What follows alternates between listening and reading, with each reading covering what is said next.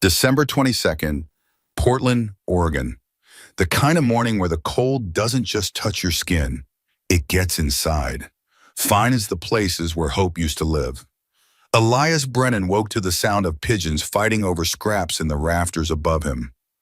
13 years old, 11 months homeless. But who was counting? The abandoned warehouse on Burnside had been his shelter for the last 3 nights. Before that, an underpass near the river. Before that, the loading dock behind a closed-down grocery store. You learn not to get attached to places. Everywhere was temporary when you had no right to be anywhere at all. He sat up slowly. His breath came out in white clouds. The sleeping bag he'd pulled from a dumpster 2 months ago had a tear along the side. Stuffing leaked out like the building itself was bleeding. Cold seeped through anyway. Cold always found a way. His body ached in the specific way that comes from sleeping on concrete. Shoulders stiff, hip bones bruised from pressing against unforgiving ground. He'd stopped noticing most of it. Pain became background noise when you had bigger problems, like staying alive, like staying invisible. The jacket lay beside him, folded carefully, the way his father had taught him to fold things.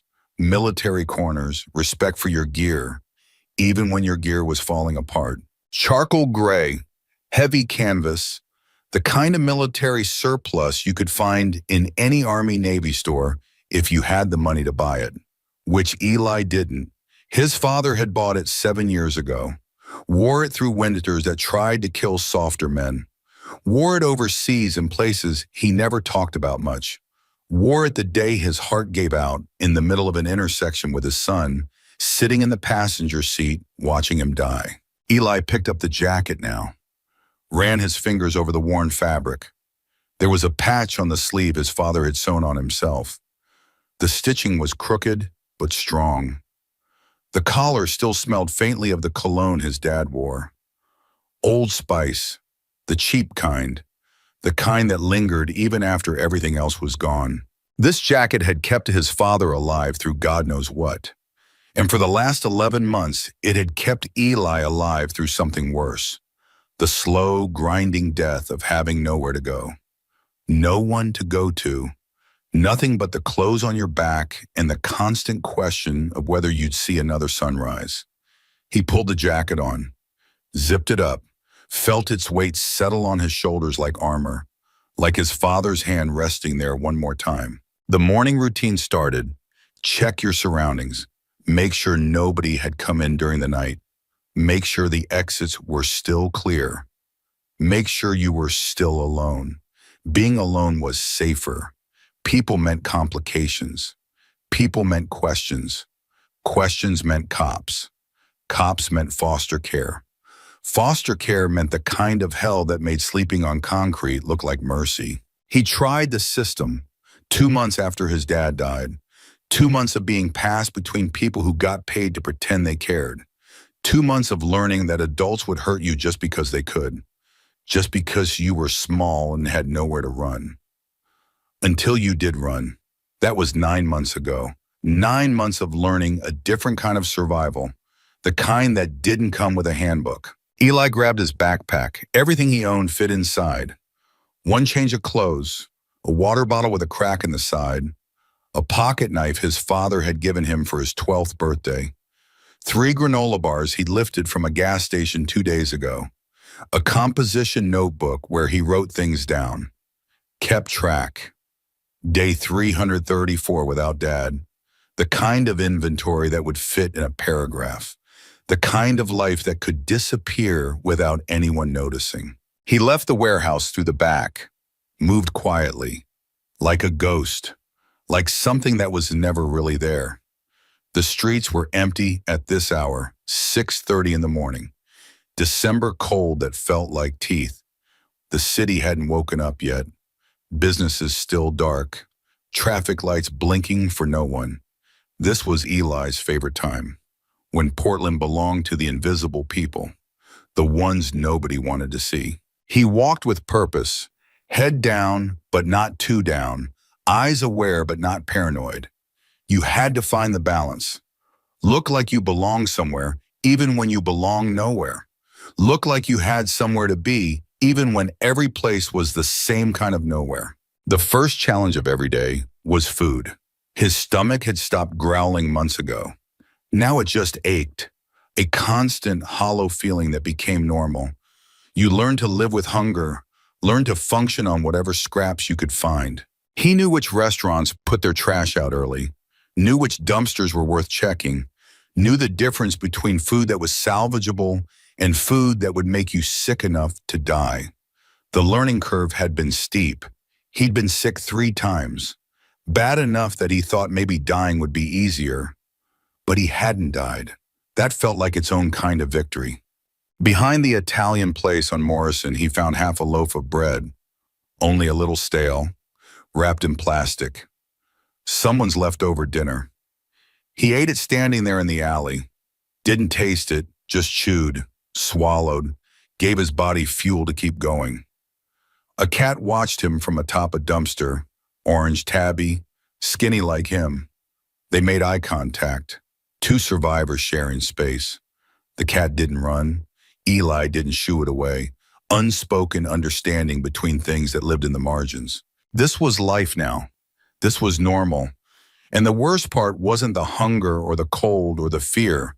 The worst part was how quickly you got used to it, how fast the impossible became routine, how a boy who used to have a bedroom and a father and something called a future could adapt to having nothing at all. By 7:30, the sun was trying to come up, weak winter light that didn't warm anything, just made the shadows longer, made the world look washed out, gray and tired and defeated. Eli walked his circuit, past the coffee shop where people lined up for drinks that cost more than he'd seen in a week, past the boutique selling clothes that looked warm, past windows full of things he couldn't have, couldn't even want anymore. Wanting hurt too much. A man in a suit walked past, talking on his phone, laughing at something. He didn't see Eli. Nobody saw Eli. That was the trick. Be there but not there. Exist but don't impose. Take up as little space as possible and maybe the world would let you keep existing. By 8 a.m., he was moving again. Couldn't stay in one place too long. Cops did morning sweeps, chased off the homeless population before the business owners showed up and complained. Portland liked to think of itself as progressive, compassionate, but compassion had limits, and those limits usually ended where visibility began. Eli had a circuit, a loop through the city that kept him moving but not aimless.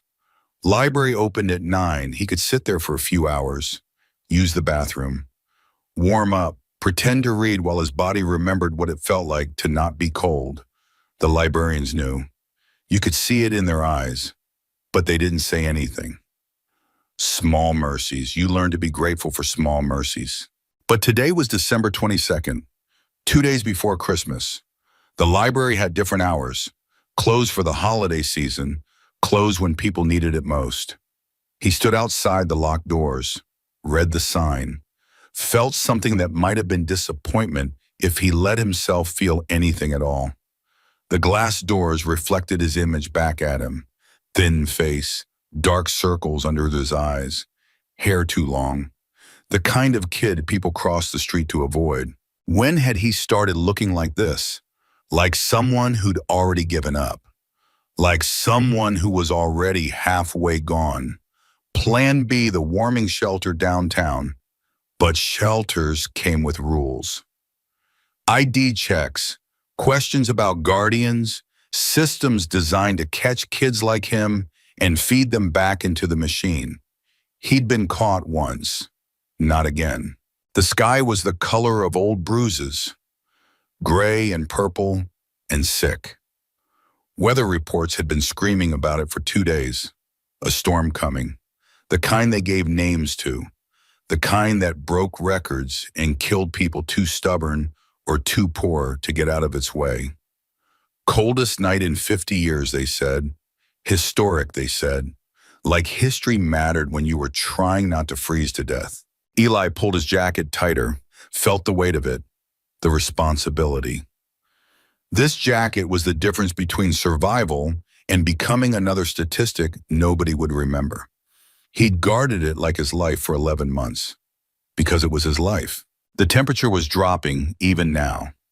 Mid-morning, and already he could see his breath crystallizing in the air, could feel the wind picking up, carrying the promise of something worse, something that would test every lesson he'd learned about staying alive. He needed shelter, real shelter, the kind with walls and heat, but those places were filling up fast. Everyone knew what was coming. The invisible population of Portland was scrambling, fighting for spots. And Eli was 13, small, easy to overlook, easy to push aside when bigger, stronger people decided they deserved warmth more than he did. He tried the church on Everett first, got there at 9:15, the line already wrapped around the block, 40 people ahead of him, maybe 50 behind. The line moved slow, so slow. Each minute outside, another minute of heat bleeding from his body. Each person ahead of him, another barrier between him and safety. The wind picked up, cut through the line like a blade. People huddled together, shared cigarettes, shared stories, shared the misery of waiting. Eli stood alone, didn't know these people, didn't trust them. Trust was a luxury he couldn't afford. An old woman in front of him turned around, looked at him with watery blue eyes. "You got people, kid." Eli shook his head. "Family." Another shake. She looked like she wanted to say something, maybe offer help, maybe offer pity, but then she turned back around, faced forward. Whatever impulse she had felt passed. That was how it worked. People wanted to care, but caring was hard.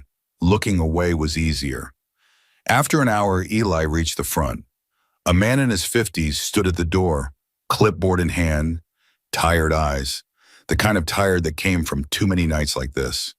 Too many people needing help. Too few resources to give it. "Sorry, son," the man said before Eli could even ask. "We're at capacity. Fire marshal says we can't take anyone else. Liability issues." "Just for tonight," Eli said, hating how small his voice sounded, how desperate. "I won't take up much space. I can sleep in a corner. Anywhere." The man's expression crumbled, like each kid he turned away took a piece of him, like he was dying by degrees. One rejection at a time. "I'm sorry, truly. Try the mission on 3rd. Maybe they've got room." "Do they?" The man hesitated, looked away. That was answer enough. "God bless you, son," he said, the words hollow, useless. God wasn't blessing anyone on this street. Eli walked away, 20 blocks to the mission on 3rd. The cold was worse now, real, present, the kind that made you count your breaths, made you wonder how many more you had left. His fingers were going numb inside his pockets. He pulled them out, blew on them, shoved them back in, temporary relief. It would get worse, much worse, and he had nowhere to go. The mission on 3rd was the same. Different building, same line, same desperate faces, same answer. A woman at the intake desk, young, maybe late 20s, trying to look professional, trying to maintain boundaries, but you could see the cracks, the places where her compassion leaked through. Age 13. She looked up, really looked at him for the first time. 13, are you here with a parent or guardian? No. Where are your parents? Dead. The words sat there. Heavy. Final. The woman's pen stopped moving. "I'm sorry, but we can't take unaccompanied minors without going through proper channels. Child services, foster care placement, it's the law. I just need a place to sleep." "I understand, but my hands are tied. If I take you in without proper authorization, I could lose my job. This place could lose its funding. Then nobody gets help." The logic made sense, probably. But logic didn't keep you warm. Logic didn't stop you from freezing to death. "There's a youth shelter on Sandy," she said. Softer now, like soft words made the rejection easier. "They specialize in cases like yours. They can help." But they couldn't help, not really. The youth shelter meant intake forms, background checks, the system finding him, sending him back into foster care, back into the place where a man's grip left bruises that lasted weeks, where no one listened when you said you weren't safe. Thank you, Eli said, because what else was there to say? He left, back into the cold, back into streets that kept getting emptier, businesses closing early, people hurrying home, getting ready for the storm, getting ready to be safe, getting ready to survive. Eli tried 4 more places: church annex on Burnside, shelter near the waterfront, community center on Division, Salvation Army on Grand. Same story everywhere. Full, over capacity. Try somewhere else. Sorry, kid. Good luck. Good luck. By noon, he'd exhausted his options. Nowhere to go, nowhere that would take him, nowhere that was safe. He sat on a bench near Pioneer Square, watched people hurry past. Everyone had somewhere to be. Everyone had someone waiting. Christmas shopping bags, warm coats, the kind of thick winter gear that cost more than Eli had seen in a year. They moved past him like he wasn't there. And maybe he wasn't. Maybe he'd already disappeared. Maybe his father's death had erased him and he'd just been a ghost this whole time, walking through a world that couldn't see him, didn't want to see him. A family walked by. Mom, Dad, 2 kids. The little girl was complaining about the cold. The mother knelt down, zipped her daughter's coat higher, tucked her scarf in, the small gestures of someone who cared, someone who was there. Eli looked away. That hurt worse than the cold. The reminder of what he'd lost, what he'd never have again. His fingers were going numb. He shoved them deep in his pockets, felt the pocket knife, the cold metal, the notebook where he'd been keeping count. Day 334. Would there be a day 334? Did it matter? The afternoon crawled by, temperature dropping degree by degree, the sky getting darker even though sunset was hours away. Storm clouds rolling in like an invading army, low and heavy and full of violence. By 2 o'clock, snow started. Not the gentle kind, not the Christmas card kind. Hard pellets that stung when they hit your face. Wind driving them sideways. Visibility already dropping. Eli pulled his jacket hood up, tucked his chin down, kept walking. Because stopping meant freezing. Freezing meant dying. And he wasn't ready to die. Not yet. Not when he'd fought so hard to make it this far. By 3 o'clock, the storm had arrived in full. The kind of snow that erased the world, made streets unrecognizable, made 3 feet ahead of you impossible to see, wind howling between buildings, finding every gap, every weakness. Eli moved through this business district, looking for anywhere, any overhang, any doorway that might block the wind.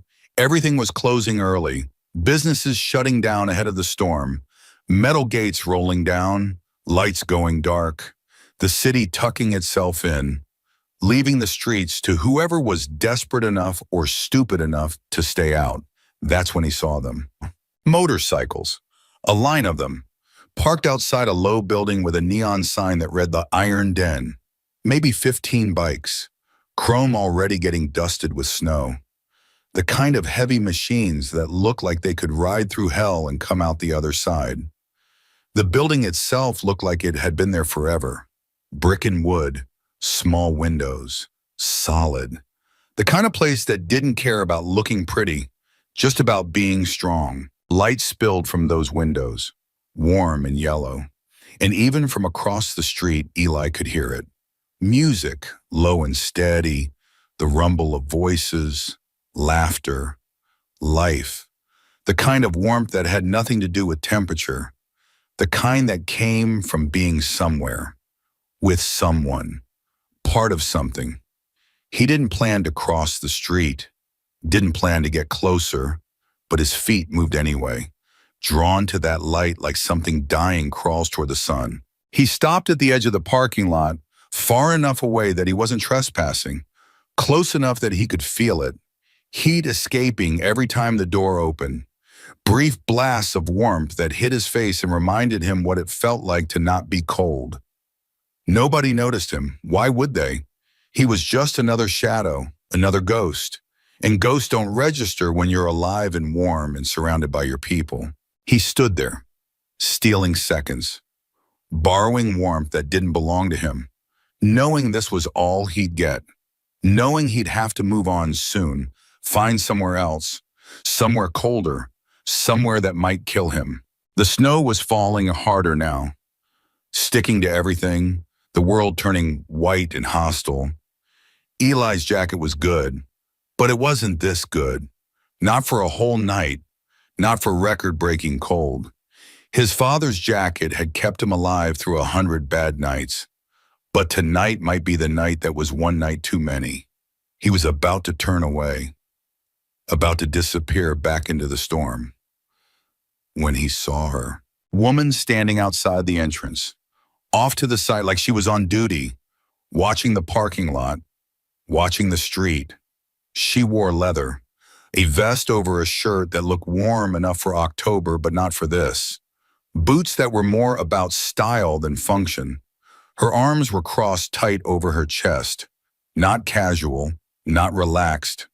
The kind of crossed arms that were trying to hold heat inside, fighting a battle she was losing. Eli could see her breath, could see the way she shifted her weight, foot to foot, trying to generate movement, trying to stay warm through motion. Could see her jaw clench between shivers. She was cold, really cold. The kind of cold that gets dangerous if you ignore it too long. But she wasn't going inside. Too proud, maybe. Too stubborn. Or maybe she had a reason to stay out here. Prove something. To herself or to whoever was inside. She caught him staring. Her eyes narrowed. Defensive. Like she expected trouble. Expected him to want something. To ask for something. To be another problem in a day full of problems. He looked away fast, started to turn, started to leave. But his feet stopped. His father's voice, not a memory, not exactly, more like an echo in his bones, something his dad had said so many times it became part of Eli's DNA. Real strength isn't keeping yourself alive, son. It's keeping others alive when you've got nothing left to give. His father had said that the week before he died. They'd been driving past a homeless encampment. Eli had asked why they didn't just get jobs, get help. His father had pulled over, turned off the engine, looked at him with those serious eyes. Life isn't fair, he'd said. Some people start with everything, some start with nothing. Real strength isn't what you do when you have got advantages, it's what you do when you don't. When helping someone else means sacrificing what you need, that's when character shows. That's when you find out who you really are. Eli looked down at his jacket, the jacket that had saved his father's life, the jacket that had saved his life, the jacket that was the only thing standing between him and death tonight. His hands moved to the zipper before his brain caught up. No, this was insane. This was suicide. He needed this jacket.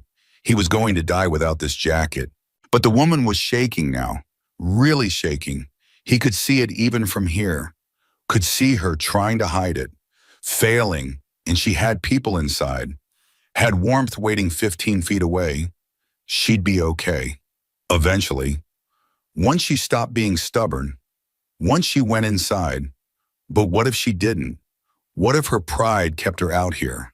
What if she stayed until hypothermia made decisions for her, until her body gave out, until it was too late? His fingers pulled the zipper down. The cold hit him instantly, like jumping into ice water, like being punched in the chest. His whole body screamed, protested, begged him to stop. But he'd already decided, somewhere deeper than thought, somewhere his father still lived, somewhere that remembered what it meant to be his father's son. He pulled the jacket off, felt the cold wrap around him, felt a thin t-shirt underneath become immediately useless, felt winter sink its teeth into his skin. Sharp, vicious, immediate. He walked toward her.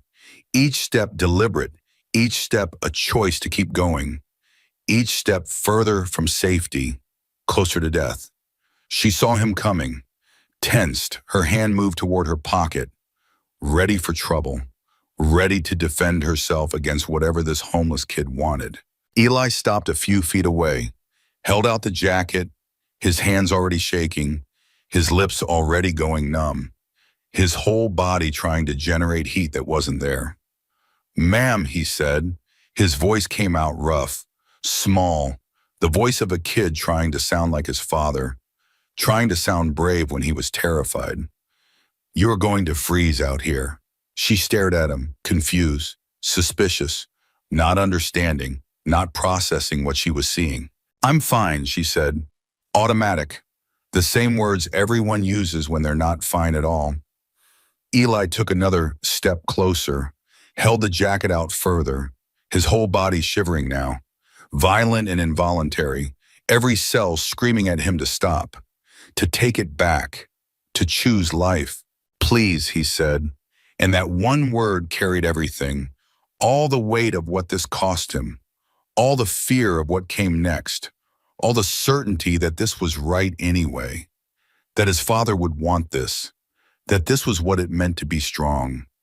She looked at the jacket, really looked at it, saw how worn it was, how old, how it might be the only thing this kid owned. Her eyes moved to his face, saw how thin he was, how young, how he was already shaking, already dying. "Kid, you need that," she said, but her voice had changed, less defensive, more concerned, more human. "You looked colder," Eli said. Simple, true, the only explanation that mattered, the only reason he needed. Before she could argue, before she could refuse, before his courage broke and he changed his mind, before survival instinct overrode everything else, he stepped forward and draped the jacket over her shoulders. It swallowed her, too big, worn, the kind of jacket that had stories in every thread. She grabbed it instinctively, pulled it around herself. He could see her body respond, could see warmth register, could see her accept what he was offering, even as her mind tried to reject it. "Wait," she said, reaching out, her hand almost touching his arm. "You can't just—" But Eli was already backing away, already turning, already running before she could make him take it back, before he could change his mind. For the reality of what he'd done could catch up with him. He heard her call after him, heard her voice, desperate, confused, trying to stop him. But he was gone, disappearing into the snow, into the storm, into the cold that was already crawling inside his bone. The wind hit him full force now. No barrier, no protection, just a thin t-shirt and jeans in the kind of cold that kills. His body went into shock, shaking so hard his teeth chattered, his skin burning, then going numb, then burning again, the snow sticking to his hair, his clothes melting and refreezing, ice forming on fabric, on skin. What had he done? What had he just done? He walked, faster, like he could outrun the cold, like movement would generate enough heat to survive. But every step took energy he didn't have. Every breath hurt. Every second was colder than the last. He'd just given away the only thing keeping him alive. To a stranger. To someone who had warmth waiting inside. To someone who would be fine, while he would die. The thought came clear and simple. Not dramatic, not frightening, just factual. You couldn't survive this cold, not dressed like this, not for a whole night.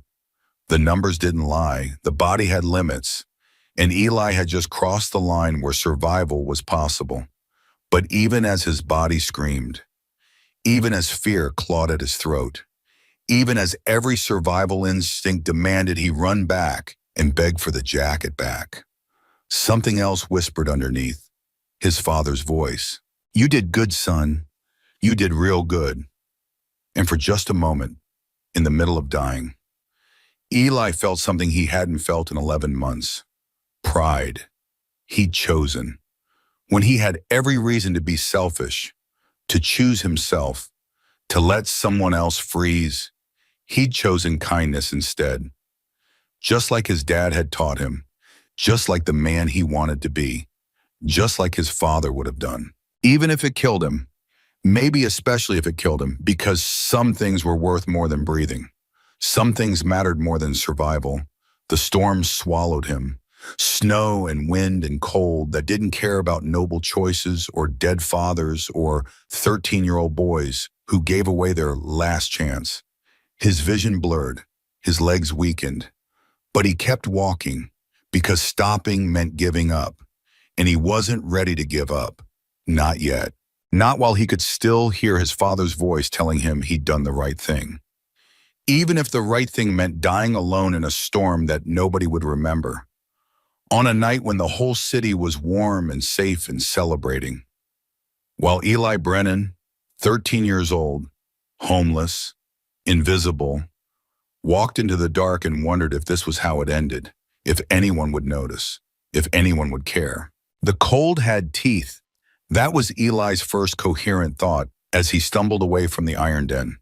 Not just cold, not the abstract idea of temperature dropping, but teeth, sharp and vicious, sinking into exposed skin, biting deeper with every passing second. 8:47 p.m. The storm had arrived ahead of schedule, like it had been waiting for him to make the stupidest decision of his life before showing its real face. Snow came down in sheets now, thick and blinding, the kind that erased the world, made familiar streets foreign, made 3 feet ahead of you impossible to see. Wind howled between buildings, found every opening in his thin t-shirt, turned fabric into nothing, into a joke, into the thing that wouldn't save him. His body responded the way bodies do when survival is no longer guaranteed, shaking, violent and uncontrolled, muscles contracting, trying to generate heat that wasn't there, trying to buy time that was running out. His hands were already numb. Not the pins and needles numb, the dead numb. The kind where you look down and see fingers that belong to you but don't respond anymore. Don't feel like part of you at all. He shoved them under his armpits. Old survival trick his father taught him. Keep your core warm. Protect the vital organs. Let the extremities go if you have to. But his core was already losing the battle, already getting cold, already starting to shut down. The warehouse on Burnside, that was where he needed to go, where his stuff was, his sleeping bag, his backpack, 20 blocks away. Might as well be 20 miles when every step was harder than the wind. When his legs were already starting to feel heavy, disconnected, like they belonged to someone else. He made it 3 blocks before he had to stop, leaned against a building, catching his breath, except breathing hurt. Each inhale like swallowing glass, each exhale taking warmth with it. Warmth he couldn't afford to lose. Keep moving. His father's voice, or his voice, or the voice of survival that lived in everyone. Didn't matter whose voice, just mattered that he listened. He pushed off the wall, kept walking. Downtown Portland and at night during a historic blizzard looked like the end of the world. Streets empty, businesses dark, traffic lights blinking for nobody, snow accumulating so fast you could watch it happen, drifts forming against buildings, against parked cars, against anything that stood still. If he stood still too long, would snow form against him too? Would he become part of the landscape? Another shape under white, another thing nobody noticed until spring came and the snow melted and someone found what was left. His mind was starting to wander. Not good. That was bad. That meant hypothermia was setting in. Meant his brain was getting cold. Meant he was running out of time. Jefferson Bridge. The thought cut through the fog. The old bridge had an overpass. Concrete and steel. Not warm but dry. Protected from the direct assault of wind and snow. It wasn't the warehouse. Wasn't his stuff. but it was closer, maybe 6 blocks, maybe survivable. He changed direction, east toward the river, toward the bridge, toward the only option left. Each block took forever. His pace had slowed to a crawl, each step requiring conscious thought. Lift foot, move forward, put it down, repeat. The simple mechanics of walking becoming complex, difficult, nearly impossible. He passed a car, empty, covered in snow, doors locked. He tried them anyway, pulled on handles with fingers that didn't work right. Nothing. Everything locked. Everyone safe inside somewhere warm. Everyone except him. The shaking was getting worse, so violent it made walking harder, made everything harder. His jaw chattered, teeth clicking together, the sound loud in his ears, rhythmic, like a countdown, like his body marking time, counting down to when it would stop working altogether. Memories started bleeding through, flashbacks that felt more real than the present. His father teaching him to fish. Summer day, warm sun, the river calm and green. His dad's hands over his, showing him how to cast, how to be patient, how to wait for the right moment. You can't force it, son. You wait. You watch. You trust that what you need will come if you're ready for it. The memory dissolved, replaced by another. His mother's funeral. He was 7, didn't fully understand, just knew she wasn't coming back. His father holding his hand, squeezing tight, silent, the kind of silence that said more than words. We're going to be okay, his dad had said later. Just you and me. We're going to figure this out. And they had. For 6 years, they'd figured it out. 2 people against the world. Not perfect, not easy, but together, always together. Until his father's heart gave out in the middle of an intersection. Eli had been sitting in the passenger seat. They'd been talking about something stupid. What to have for dinner, whether they should rent a movie, normal things, boring things. The last conversation they would ever have, and it was about nothing important. Then his father had made a sound, small, surprised. His hand went to his chest. The car swerved. Eli grabbed the wheel, screaming, not understanding, not knowing what was happening. They'd hit a parked car, not hard, just enough to stop. His father slumped over, not moving, not breathing. Eli had screamed for help, had called 911, had tried to remember CPR from a video he'd seen in health class, had failed, had watched his father die and been unable to stop it. The wind picked up, stronger, more vicious. Eli staggered, almost went down, caught himself against a lamppost, metal cold under his palm, so cold it burned. His vision was starting to blur, not from snow, from something inside, something failing, the edges of the world getting soft, undefined, like reality was losing resolution.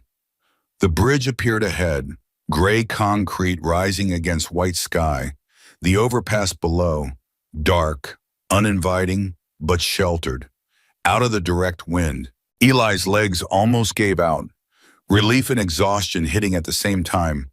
Almost there, just a little further, just a few more steps. He stumbled down the embankment, slipped, went down hard on his knees. Pain sharp and immediate, but pain meant nerves still worked. Pain meant not dead yet. He crawled the last few feet, under the overpass, out of the snow, out of the direct wind. The difference was immediate. Still cold, still dying, but slower, maybe. He collapsed against concrete, back against a support pillar, legs stretched out, arms wrapped around himself, shaking so hard his head bounced against stone. The overpass was empty, no other people, no other desperate souls. Either they'd found better shelter, or they knew something Eli didn't, knew this place wasn't worth it, wasn't enough. Time became strange, elastic. He couldn't tell if minutes were passing or hours, couldn't tell if he was still conscious or dreaming. The line between awake and asleep blurring. The line between alive and dead blurring too. His father appeared beside him. Not a memory, a hallucination, but so vivid, so real. Wearing his old flannel shirt, smiling the way he used to smile. Proud, warm, solid. You did good back there, son. That woman. You probably saved her life. Eli wanted to respond, wanted to say something, but his jaw wouldn't work right. Words stuck in his throat, frozen there, real strength. That's what that was, the kind of strength that matters. Not keeping yourself alive, keeping others alive when you've got nothing left. I'm going to die, Dad. The words wouldn't come out loud, but maybe his father could hear them anyway. I'm going to die alone under a bridge, and nobody will know. Nobody will care. Maybe. His father's smile never wavered. But you'll die like a man, like someone who mattered. That counts for something. That counts for everything, does it? Does it count if I'm just gone? If the world keeps spinning like I was never here? You were here, you made a choice, you helped someone. That's more than most people do in a lifetime. You did it when you were 13 and had nothing. That's everything, son. That's what I tried to teach you. That's what makes you my boy. The hallucination was fading. Or Eli was fading, hard to tell which. His father's face getting dimmer, more transparent, like he was made of smoke, like he was already gone. Don't leave, please don't leave me here alone. But his father was gone, just concrete in darkness and cold. His body's last desperate attempt to find comfort, to find meaning. Manufacturing his father's presence because the alternative was dying alone. Being alone in the last moments. Having no one. And he was alone. Had been alone for 11 months. Would die alone. Under a bridge. In a storm. Another homeless kid who became a statistic. Another number. Another problem the system failed to solve. His eyelids were heavy. So heavy, the shaking had slowed. Not because he was warmer, because his body was running out of fuel, out of energy, out of the ability to fight. Sleep looked so appealing. Just close your eyes, rest, let it happen. Stop fighting. Fighting was exhausting. Fighting hurt. And what was he fighting for anyway? What was left? No, the word came from somewhere deep, somewhere stubborn. Somewhere that sounded like his father but was actually him. Actually Eli refusing to give up. Refusing to make it easy. Not yet. Not like this. Not without trying everything. Not without fighting until the very end. He tried to stand. Failed. His legs wouldn't support him. Too weak. Too cold. Too far gone. He tried again. Pushed against the pillar. Used his arms, his back, every muscle that still worked. Got one foot under him, then the other. Pushed up, standing, barely. Swaying like a tree about to fall, but vertical, but still fighting. He took a step, staggered, caught himself, took another. Keep moving and you're still alive. Stop moving and you're dead. Simple as that. But where? Where was he moving to? The bridge, the street, back into the storm. Looking for what? Help that didn't exist. Warmth that wasn't there. Hope that had run out. He walked anyway, because walking was all he had left. Each step harder than the last. Each step taking more than he had to give. But he moved, out from under the overpass, back into the snow, into the wind that hit him like a fist. The world tilted, sideways, then back, his balance failing, his inner ear lying, telling him down was up. Up was sideways, nothing making sense. He fell, sideways, into a snowdrift behind a commercial dumpster, felt the cold wetness, tried to push back up.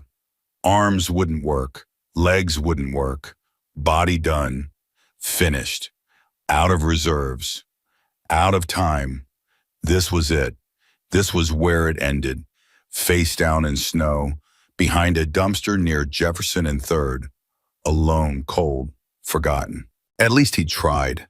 At least he'd chosen something, given something, meant something, even if it was just for 30 seconds, even if it was just to one stranger who'd forget him by tomorrow.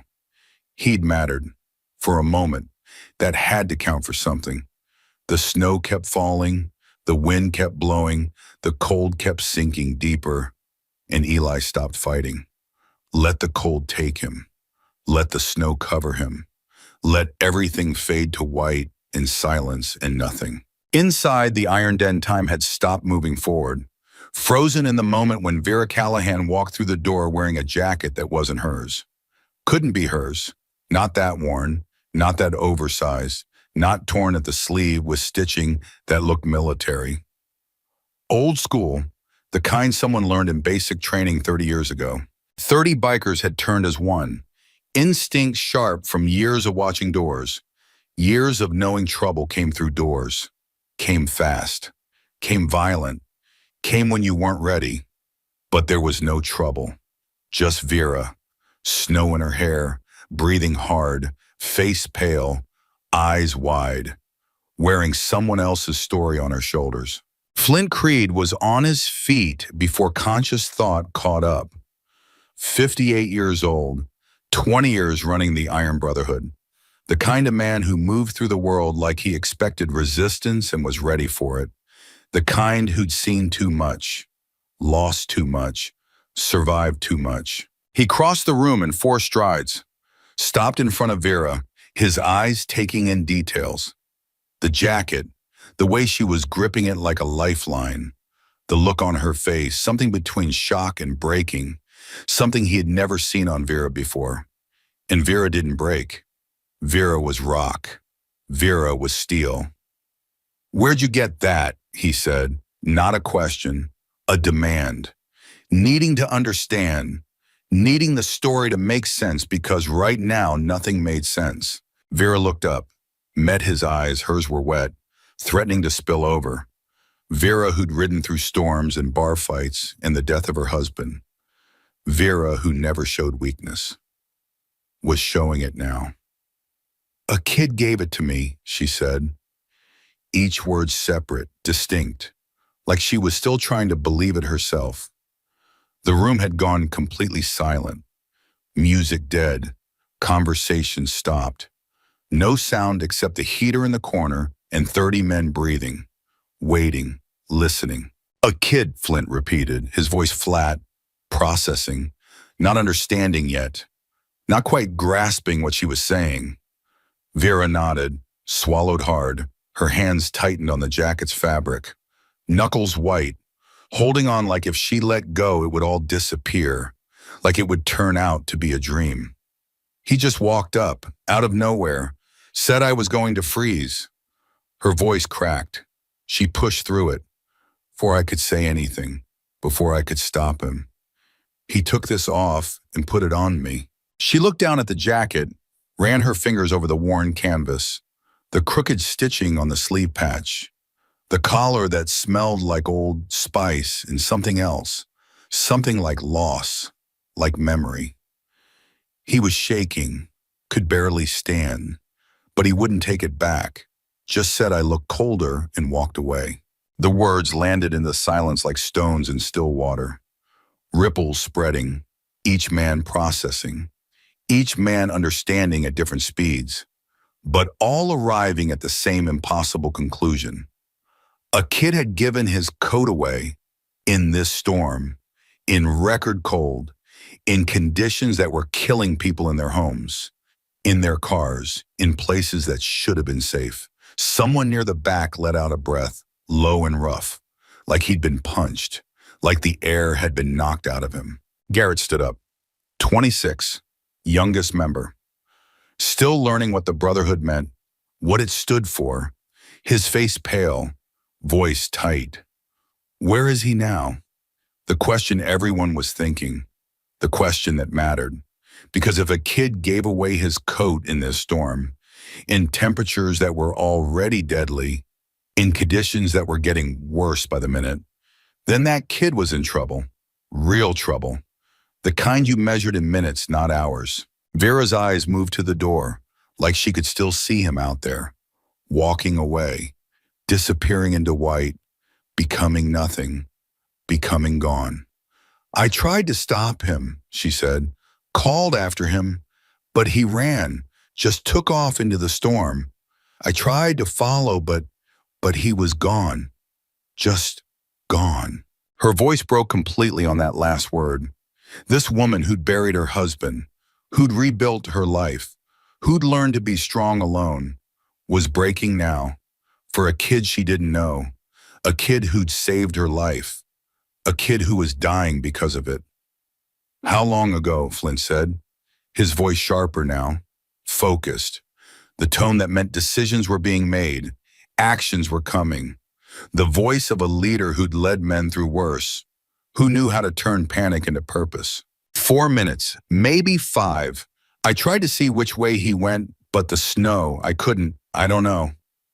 5 minutes, 5 minutes in this cold, in this storm, with no coat, just a t-shirt. 5 minutes was, it was. Check the jacket, Garrett said, moving closer. Maybe there's ID, something. Vera's hands were shaking as she checked the pockets, pulled out a small, folded piece of paper.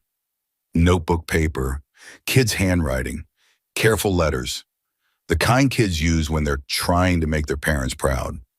This jacket kept me alive for 334 days. If you found it, I hope it keeps you alive too.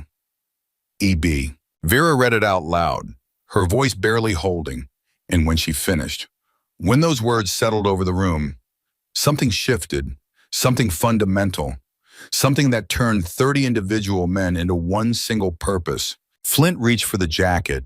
Vera handed it over. He looked at the note, at the handwriting, and something inside him cracked because he'd seen that handwriting before, in a hospital room 5 years ago, in cards that said, "Get well soon, Dad," in a letter that said, "I love you," that he'd gotten after his son was already dead. Wyatt's handwriting, or close enough, the same careful loops, the same proud capitals, the same boy trying to make his father proud. "We move," Flint said, his voice steel, his face granite, but his hands shook slightly as he handed the jacket back to Vera. "Everyone, now." The room exploded into motion, not chaos, purpose. 30 men who'd spent years training together, working together, responding to crisis together, moving as one unit with one goal. Chairs scraped back, boots hit floor, leather jackets grabbed, gloves pulled on, keys snatched from tables. The practiced efficiency of people who knew what needed to happen and didn't waste time discussing it. Tommy grabbed his radio, started coordinating. 6 teams, 2 per bike, grid pattern. Start here and spiral out. Kids on foot, small, probably confused. Can't have gone far. "What are we looking for?" someone called out. Boy, 13, dark hair, thin, wearing nothing but a t-shirt. The weight of those last words settled over everyone. T-shirt. In this. In record cold. In a blizzard. In conditions that were killing people in their cars. In their homes. In places that should have been safe. A kid in a t-shirt wouldn't last 30 minutes. Probably wouldn't last 20. They had to move. Now. Flint grabbed his heaviest jacket, looked at Vera. She was already pulling the kid's jacket off, trying to give it back, like it was evidence, like it mattered, like they could hand it back to him when they found him. "Keep it," Flint said, his voice softening for just a second, just for her. "We'll give it back to him when we find him." When, not if, because if wasn't acceptable. If meant a kid died while they sat in warmth. If meant they failed, and the Iron Brotherhood didn't fail. Not at things that mattered, not at this. The door flew open. Snow and wind blasted in. Every man walked into it without hesitation. Without question, without a single complaint about the cold or the danger or the impossibility, because there was a kid out there, a kid who'd given everything, a kid who deserved to be saved. 30 engines roared to life in near-perfect synchronization. The sound cut through the storm, through the night, like thunder, like war, like 30 men who'd just been given a mission and would complete it or die trying. They split into teams, peeled off in different directions. Grid pattern, professional, thorough, the way Flint had taught them, the way you searched when failure wasn't an option, when a life hung in the balance, when every second counted. Flint took point, Garrett behind him, Marcus and Tommy following, headlights cutting through snow, visibility maybe 20 feet, maybe less, but enough. Had to be enough. They rode slow, deliberate, eyes scanning every shadow, every doorway, every shape that might be a person, might be a kid, might be the reason they were out here, might be the difference between life and death. Flint's hands were steady on the handlebars, his face set, jaw tight, eyes focused.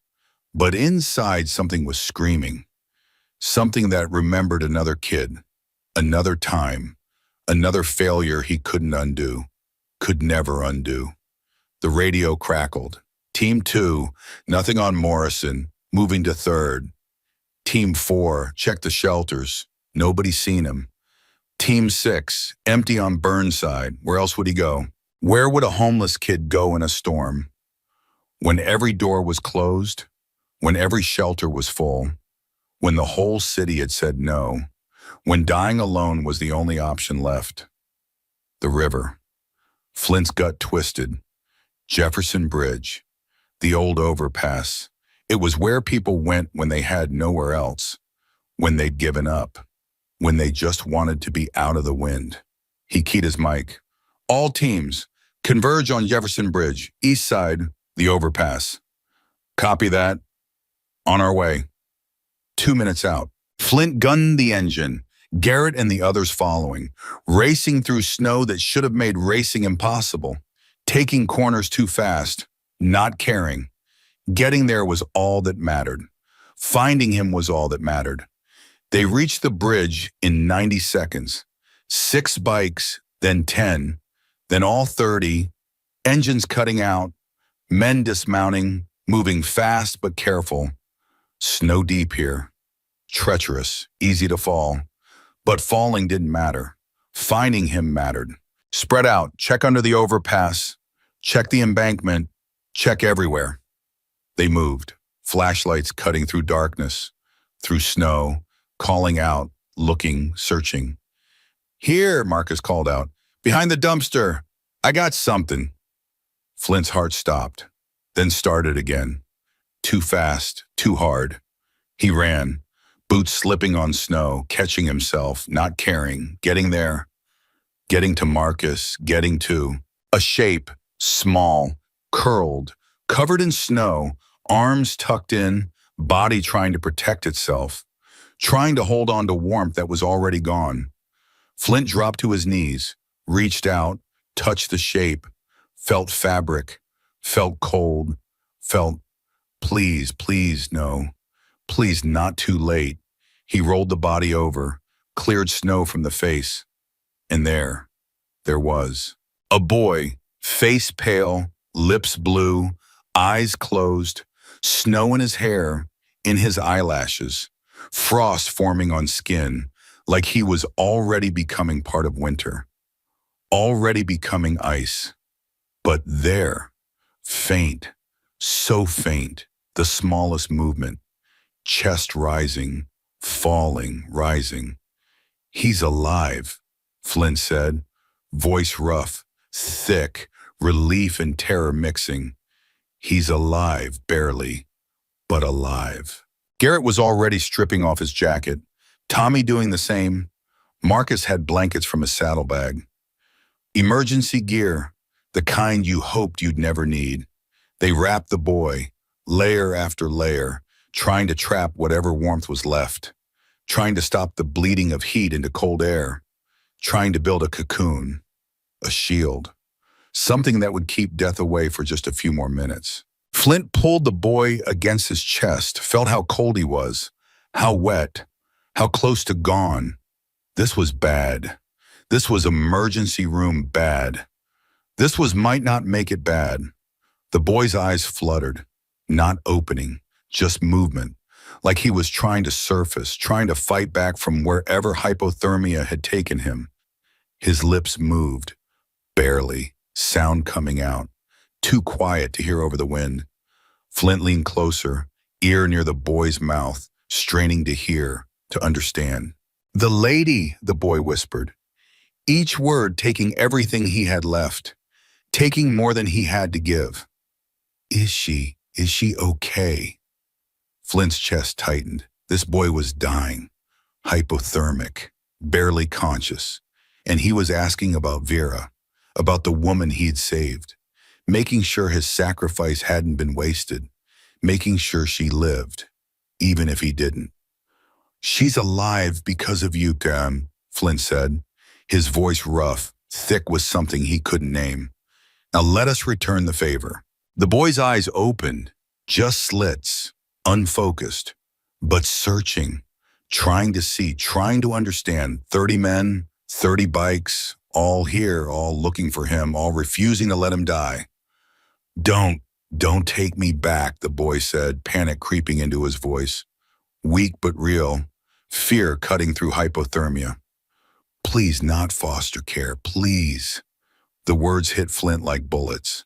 This boy, dying, scared, not of death, of the system, of going back to whatever hell he'd escaped from. "Nobody's taking you anywhere you don't want to go," Flint said, and meant it, felt it in his bones. This boy had earned choices, had earned safety, had earned people who gave a damn. "You're safe, you're with us now, we got you." The boy's body went slack, not dead, just exhausted, surrendering, trusting, or too far gone to fight anymore. "We need to move," Vera said. She'd ridden on the back of Marcus's bike, refused to stay behind, had to see, had to know. "My medic training, it's been 20 years, but we need to warm him. Gradually. Hospital's too far, den's closer. We go there. Now." Nobody argued. Flint stood, holding the boy, feeling how light he was, how small, how this was a child, just a child, who'd shown more courage than men twice his age, 3 times his size. Garrett moved up beside him. "I'll ride behind. Keep him steady. You focus on the road." Flint nodded, mounted his bike one-handed, felt Garrett settle behind him, felt the boy between them. Protected, held, safe, finally safe. The ride back was the longest 10 minutes of Flint's life. Every second counted. Every second the boy's body was shutting down. Every second hypothermia was claiming more ground. More systems, more chances. But he rode, fast but controlled, taking risks but calculated ones, because crashing would kill the boy as surely as the cold. Getting him there alive mattered. Getting him there in time mattered. The den appeared ahead, lights blazing, door open, warmth spilling out, promise of safety, promise of life. They pulled up. Garrett helped Flint dismount. Together they carried the boy inside, into warmth, into light, into the place where maybe, just maybe, they could save him. Vera was already moving, pushing tables aside, clearing space near the heater, laying out blankets, her training taking over, her hands steady even as her face showed fear, showed determination, showed she would not let this boy die, not after what he'd done, not after he'd saved her. They laid him down, gentle, careful, like handling glass, like one wrong move would break him, which it might, which it could. And then the work began. The fight to bring him back from the edge, the battle against cold in time and death itself. 30 men watching, waiting, praying to gods they weren't sure they believed in, praying that they'd gotten there in time, that this boy who'd given everything would get to keep living, would get to see another day, would get to know he mattered, that people cared, that he wasn't alone anymore, that his sacrifice hadn't been in vain, that both he and Vera would live because of choices made, because of courage shown, because sometimes the good guys won. They just had to make it through the next few hours, had to keep him alive, had to refuse to let death take him. And the Iron Brotherhood, 30 men who'd seen too much death, too much loss, were damn well going to make sure death didn't win tonight. Not on their watch, not this kid, not after what he'd done. They would save him, or die trying.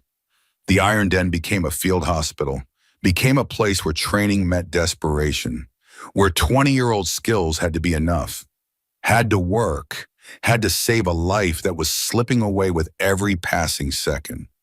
Vera's hands moved with purpose, checking vitals, assessing damage, her medic training flooding back, the procedures, the protocols, the fight to keep people alive when everything said they should be dead.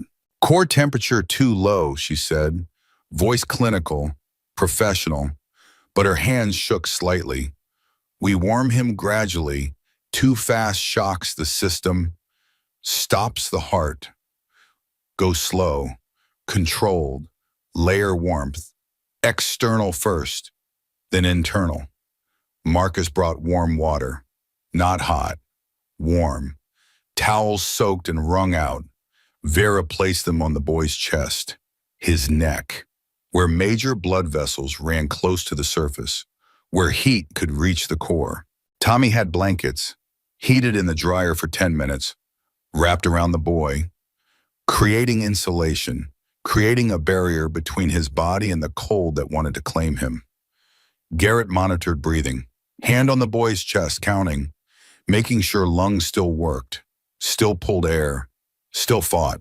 Flint stood back, watching, unable to help beyond what he'd already done, unable to do anything but watch and wait and hope.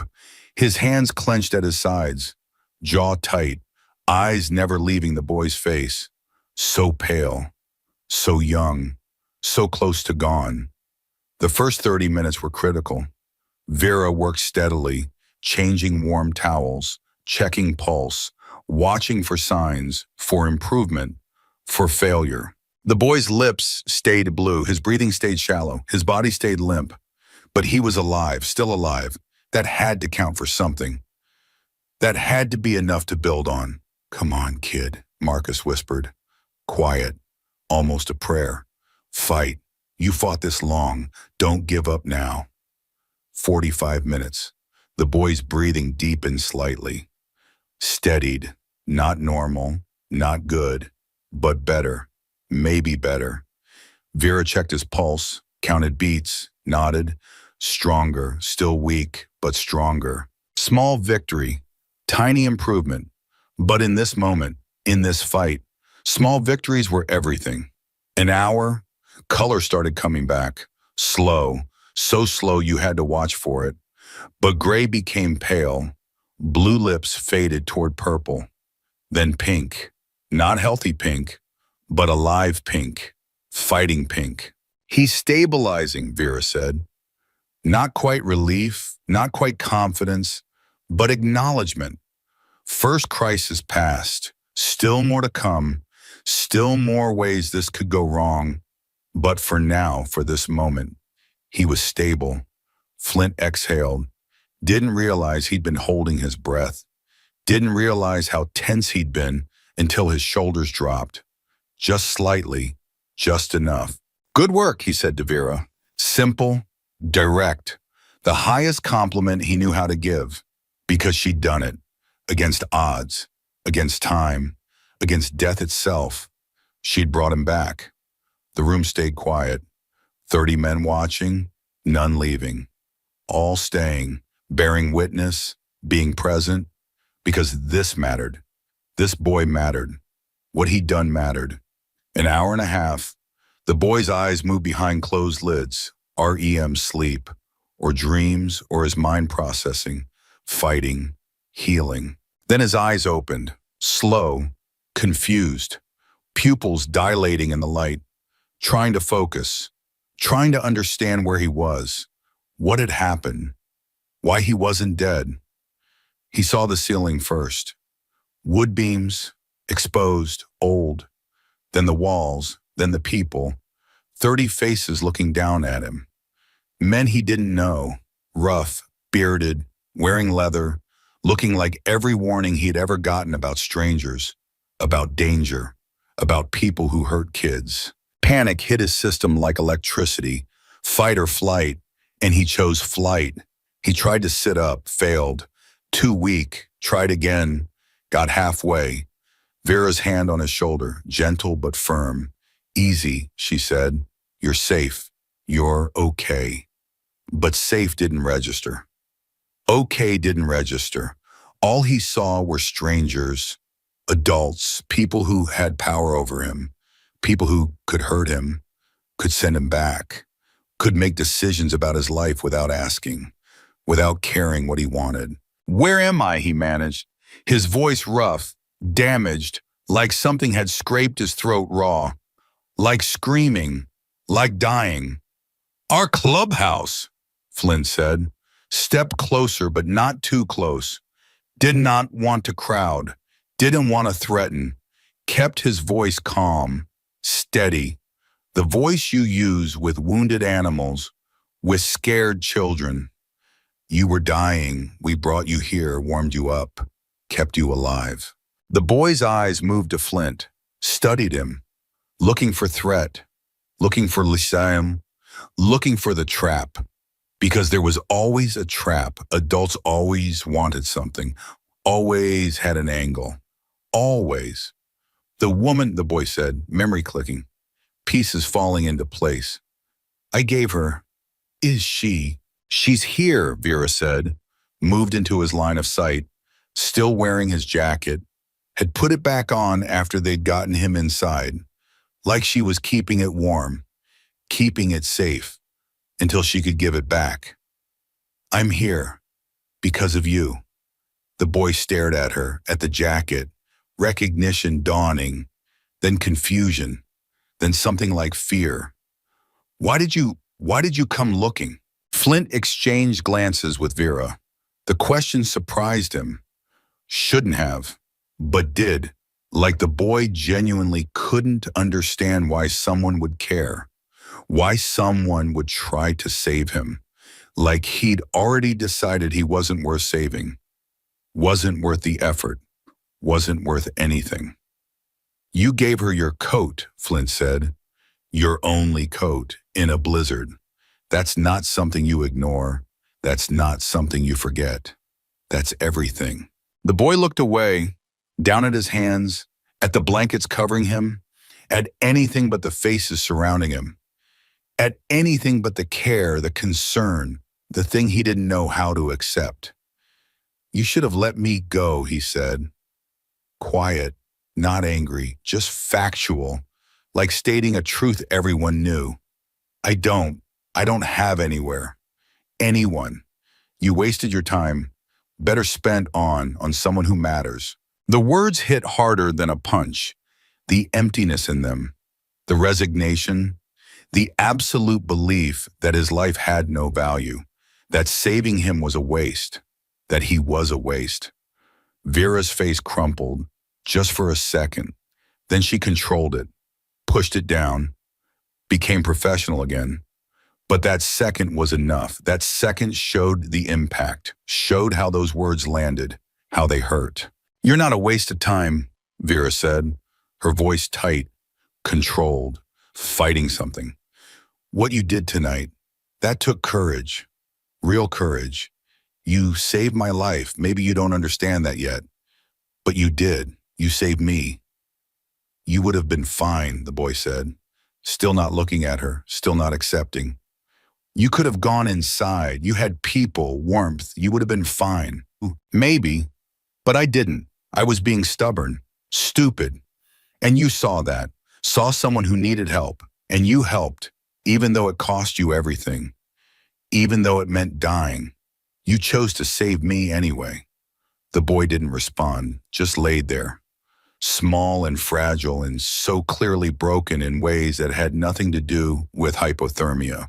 Broken in the ways trauma breaks people, the ways loss breaks people, the ways the system breaks people and then abandons them to pick up pieces alone. Flint recognized that look, had seen it before, in mirrors after he lost Wyatt, in the faces of men who'd been to war, who'd lost things they couldn't get back, who'd learned that the world was cruel and indifferent and keeping yourself alive was the only goal that mattered.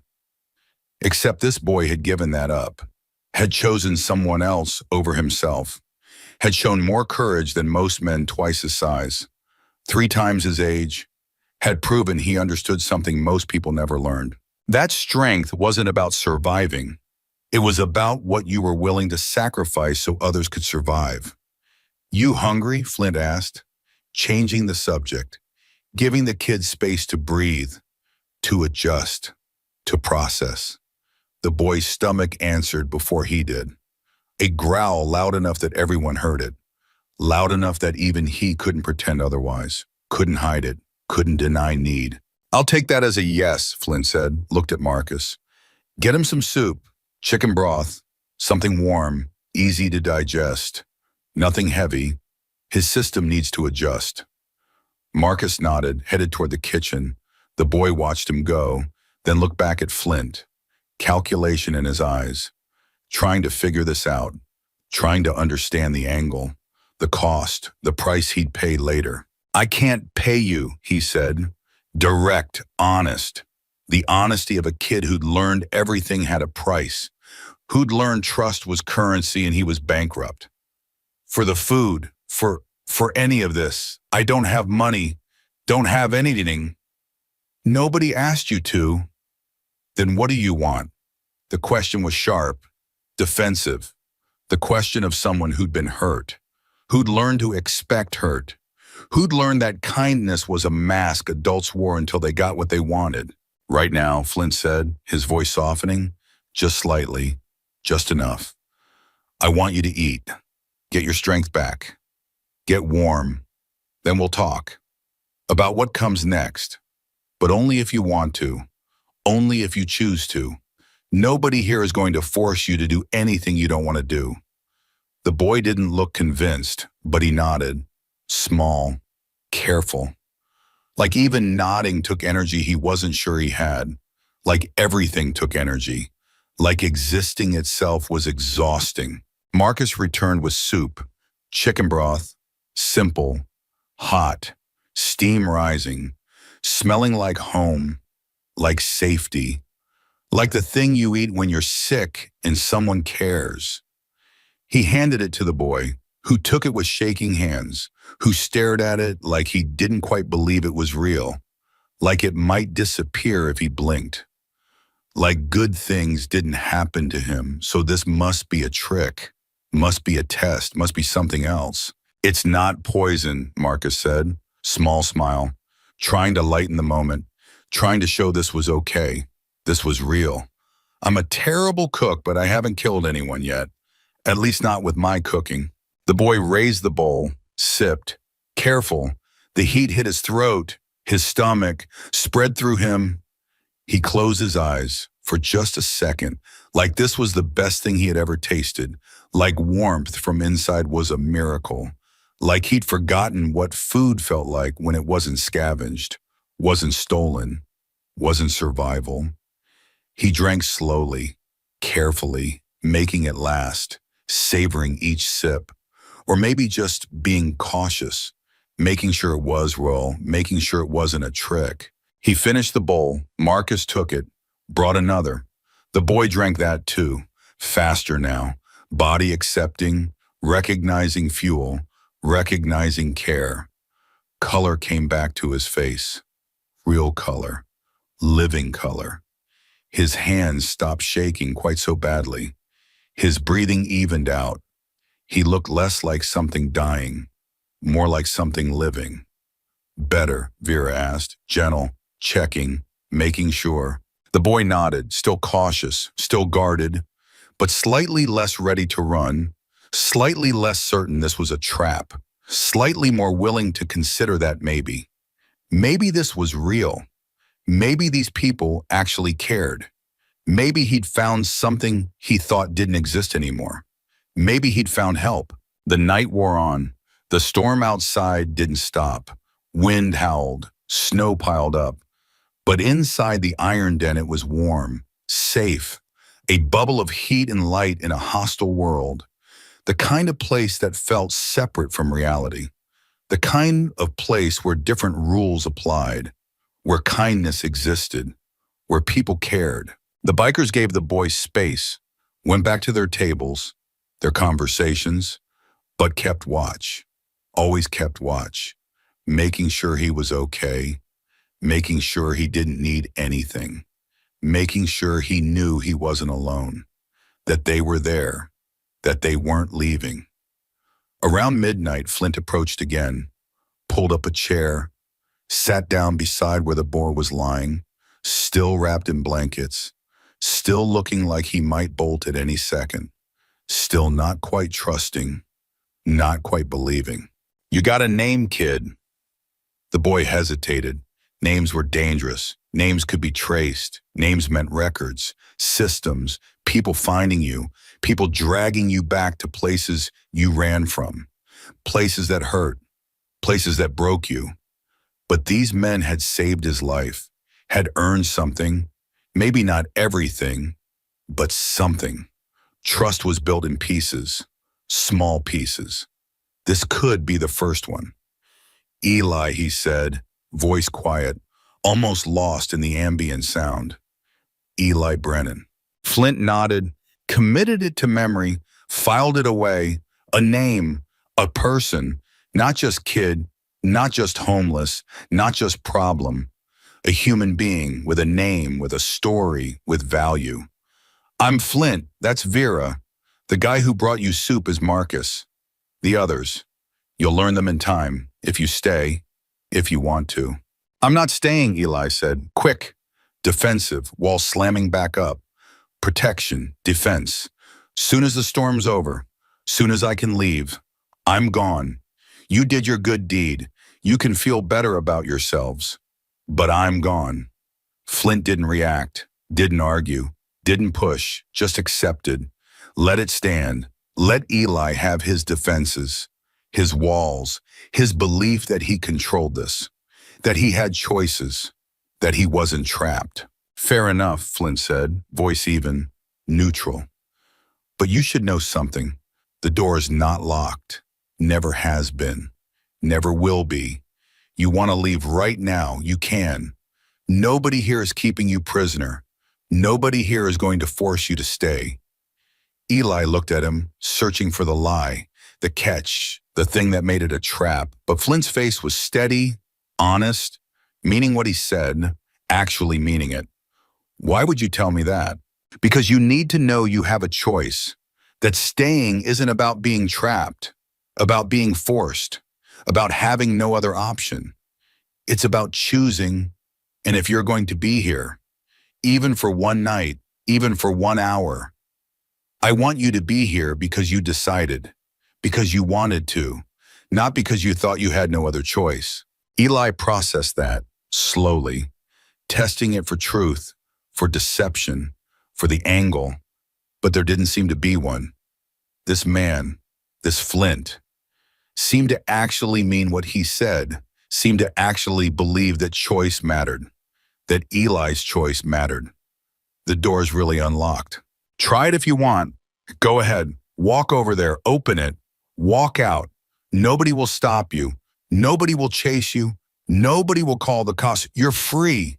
You've always been free. That's not something we take from people here. That's something we protect." Eli stood up, slow, unsteady, testing his legs, testing whether they'd hold, whether his body would cooperate, whether this was real or another trick. He walked to the door, each step measured, each step testing, each step expecting someone to stop him, to grab him, to say, "Wait, you can't." But nobody did. Nobody moved. Nobody said anything. Just 30 men watching, waiting, letting him choose. He reached the door, hand on the handle, cold metal under his palm. He could open it, walk out, back into the storm, back into freedom, back into being alone, back into the streets that didn't care if he lived or died, back into surviving, into fighting, into being alone. The wind screamed on the other side, snow visible through the window, darkness and cold and certain death waiting, patient, ready, willing to claim him if he chose to go back out there. He stood there, hand on the handle, not opening it, not moving, not deciding. Behind him, 30 men watched, silent, waiting, not judging, not pressuring, just waiting to see what he'd choose, what he'd decide, what mattered more, freedom or safety, independence or help, pride or survival. Eli looked at the storm, at the darkness, at the cold that had almost killed him. That would kill him if he went back out there. That was still waiting, still hungry, still ready. Then he looked back at the room, at the warmth, the light, the faces that had come looking for him, that had saved him, that were asking for nothing in return except what? What did they want? Why did they care? Why did any of this matter to them? His hand dropped from the handle. He turned around, walked back, slow, each step a choice, each step deciding his own fate, each step trusting, just a little, just enough. He sat down, pulled the blanket back around himself, met Flint's eyes, saw something there. Approval maybe, understanding definitely. Respect. That was new. Nobody had looked at him with respect in forever. Since his father died, since he became invisible, since he stopped mattering. I don't know how to trust people, Eli said. Honest, raw, the rawest truth he had. Everyone who was supposed to take care of me. They either died or they hurt me. I don't know how to believe this is different. I don't know how to believe you won't hurt me too, or leave, or turn out to be just like everyone else. The words hung there, heavy, painful, true, the kind of truth that hurt to speak, that hurt to hear, that hurt to know was real, was lived, was the experience of a 13-year-old boy who should have been worried about homework, about friends, about normal kid things, not survival, not whether the next adult would hurt him, not whether he'd see tomorrow. That's fair, Flint said, voice soft, gentle. The voice you use for wounded things. Trust is earned, not given, not demanded. Earned. We understand that. We're not asking you to trust us, not yet. Not until we've proven we're worth trusting. We're just asking you to stay. For tonight. For as long as the storm lasts. For as long as you need. And then, when you're ready, when you feel safe, we'll talk about what comes next, but only if you want to, only if you choose to. And if I choose to leave, then you leave, no questions, no judgment, no trying to stop you. The door stays unlocked. Always, that's a promise. That's something you can count on. Eli sat there, wrestling with something, fear, hope, the terrifying possibility that maybe this could be real, that maybe he didn't have to be alone anymore, that maybe family wasn't just about blood, wasn't just about biological connection. Maybe family was about people who showed up, who came looking, who refused to let you die alone in a storm. Maybe family was choosing and being chosen in return. Okay, he said finally, so quiet it was almost lost, almost didn't make it across the space between them. I'll stay for tonight, just tonight, and then we'll see. Flint nodded, didn't smile, didn't celebrate, didn't make a big deal out of it, just accepted. Gave Eli the space to make the choice without pressure, without expectations, without making it bigger than it needed to be. Good enough, Flint said. Simple, direct.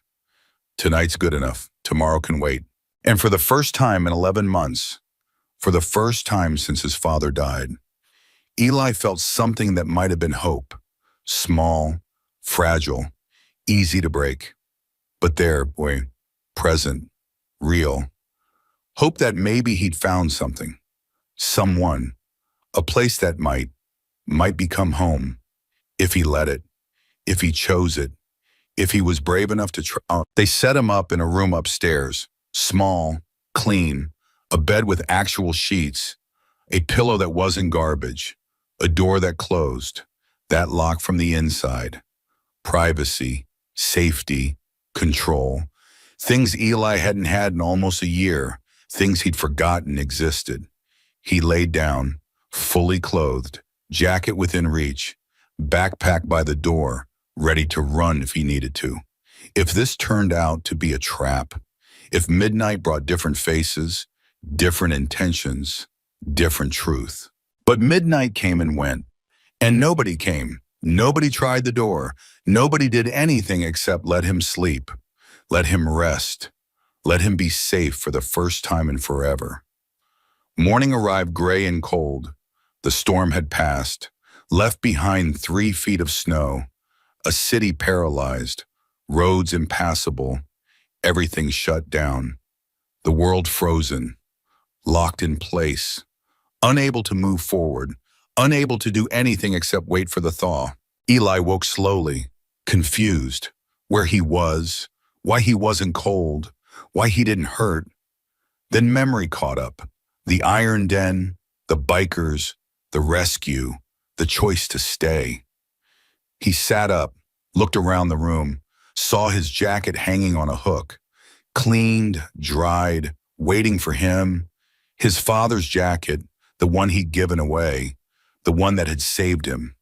Still here, still his. He stood, went to it, touched the fabric, felt the memories, felt his father's presence. Still there, still with him, still guiding him. Even from wherever people went when they died. I did what you would have done, Dad.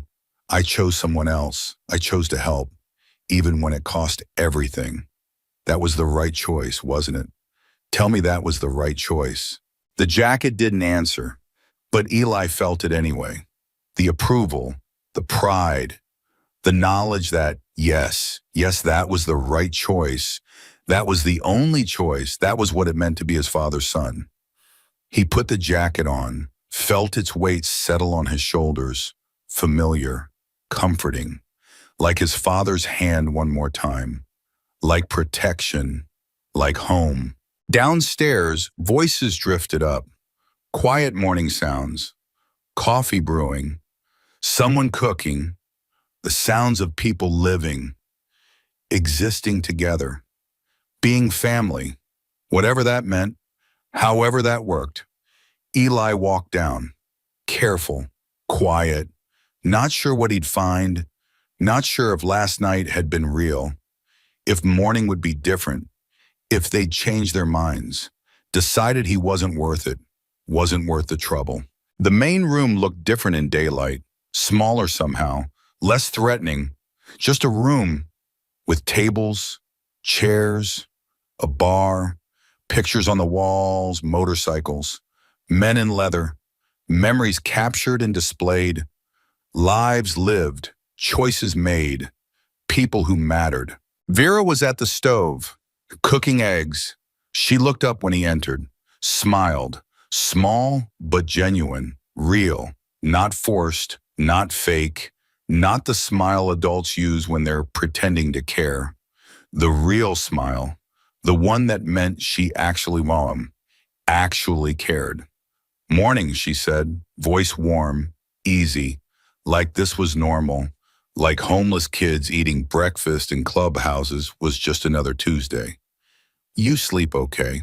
Eli nodded, didn't trust his voice yet, didn't know what to say, how to be, what was expected, what was allowed. Eggs, toast, hot chocolate. I'm 13, Eli said.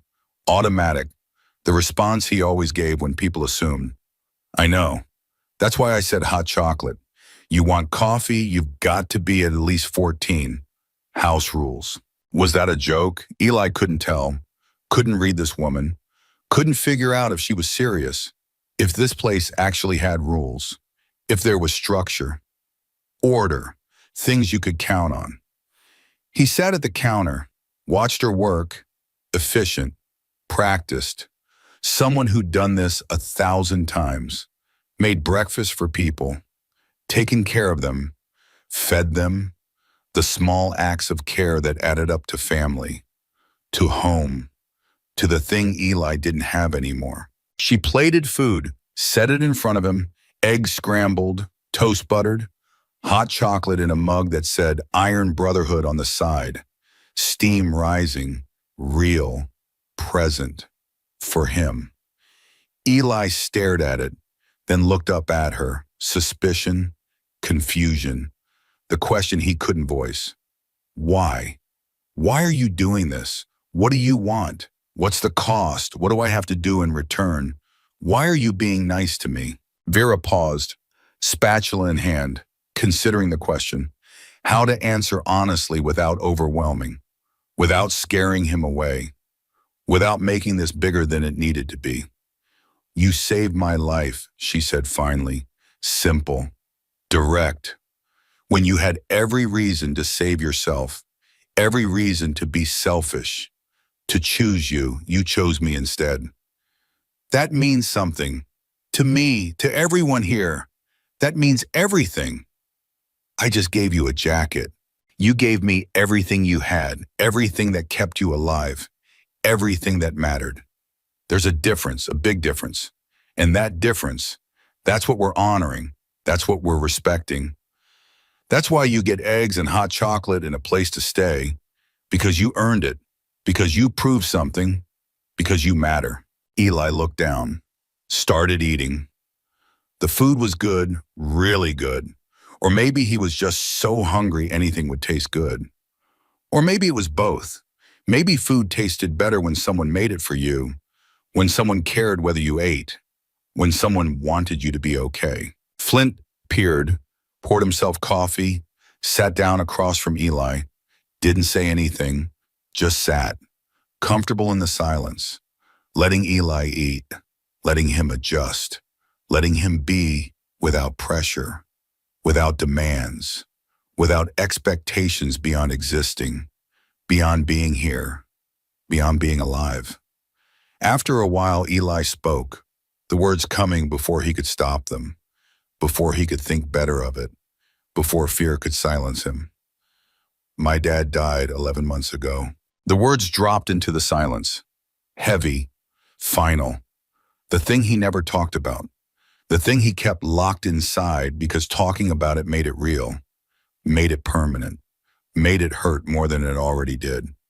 Flint didn't react, didn't interrupt, didn't try to fix it, just listened, present, attentive, the way you listen when someone's story matters, when their pain matters, when they matter.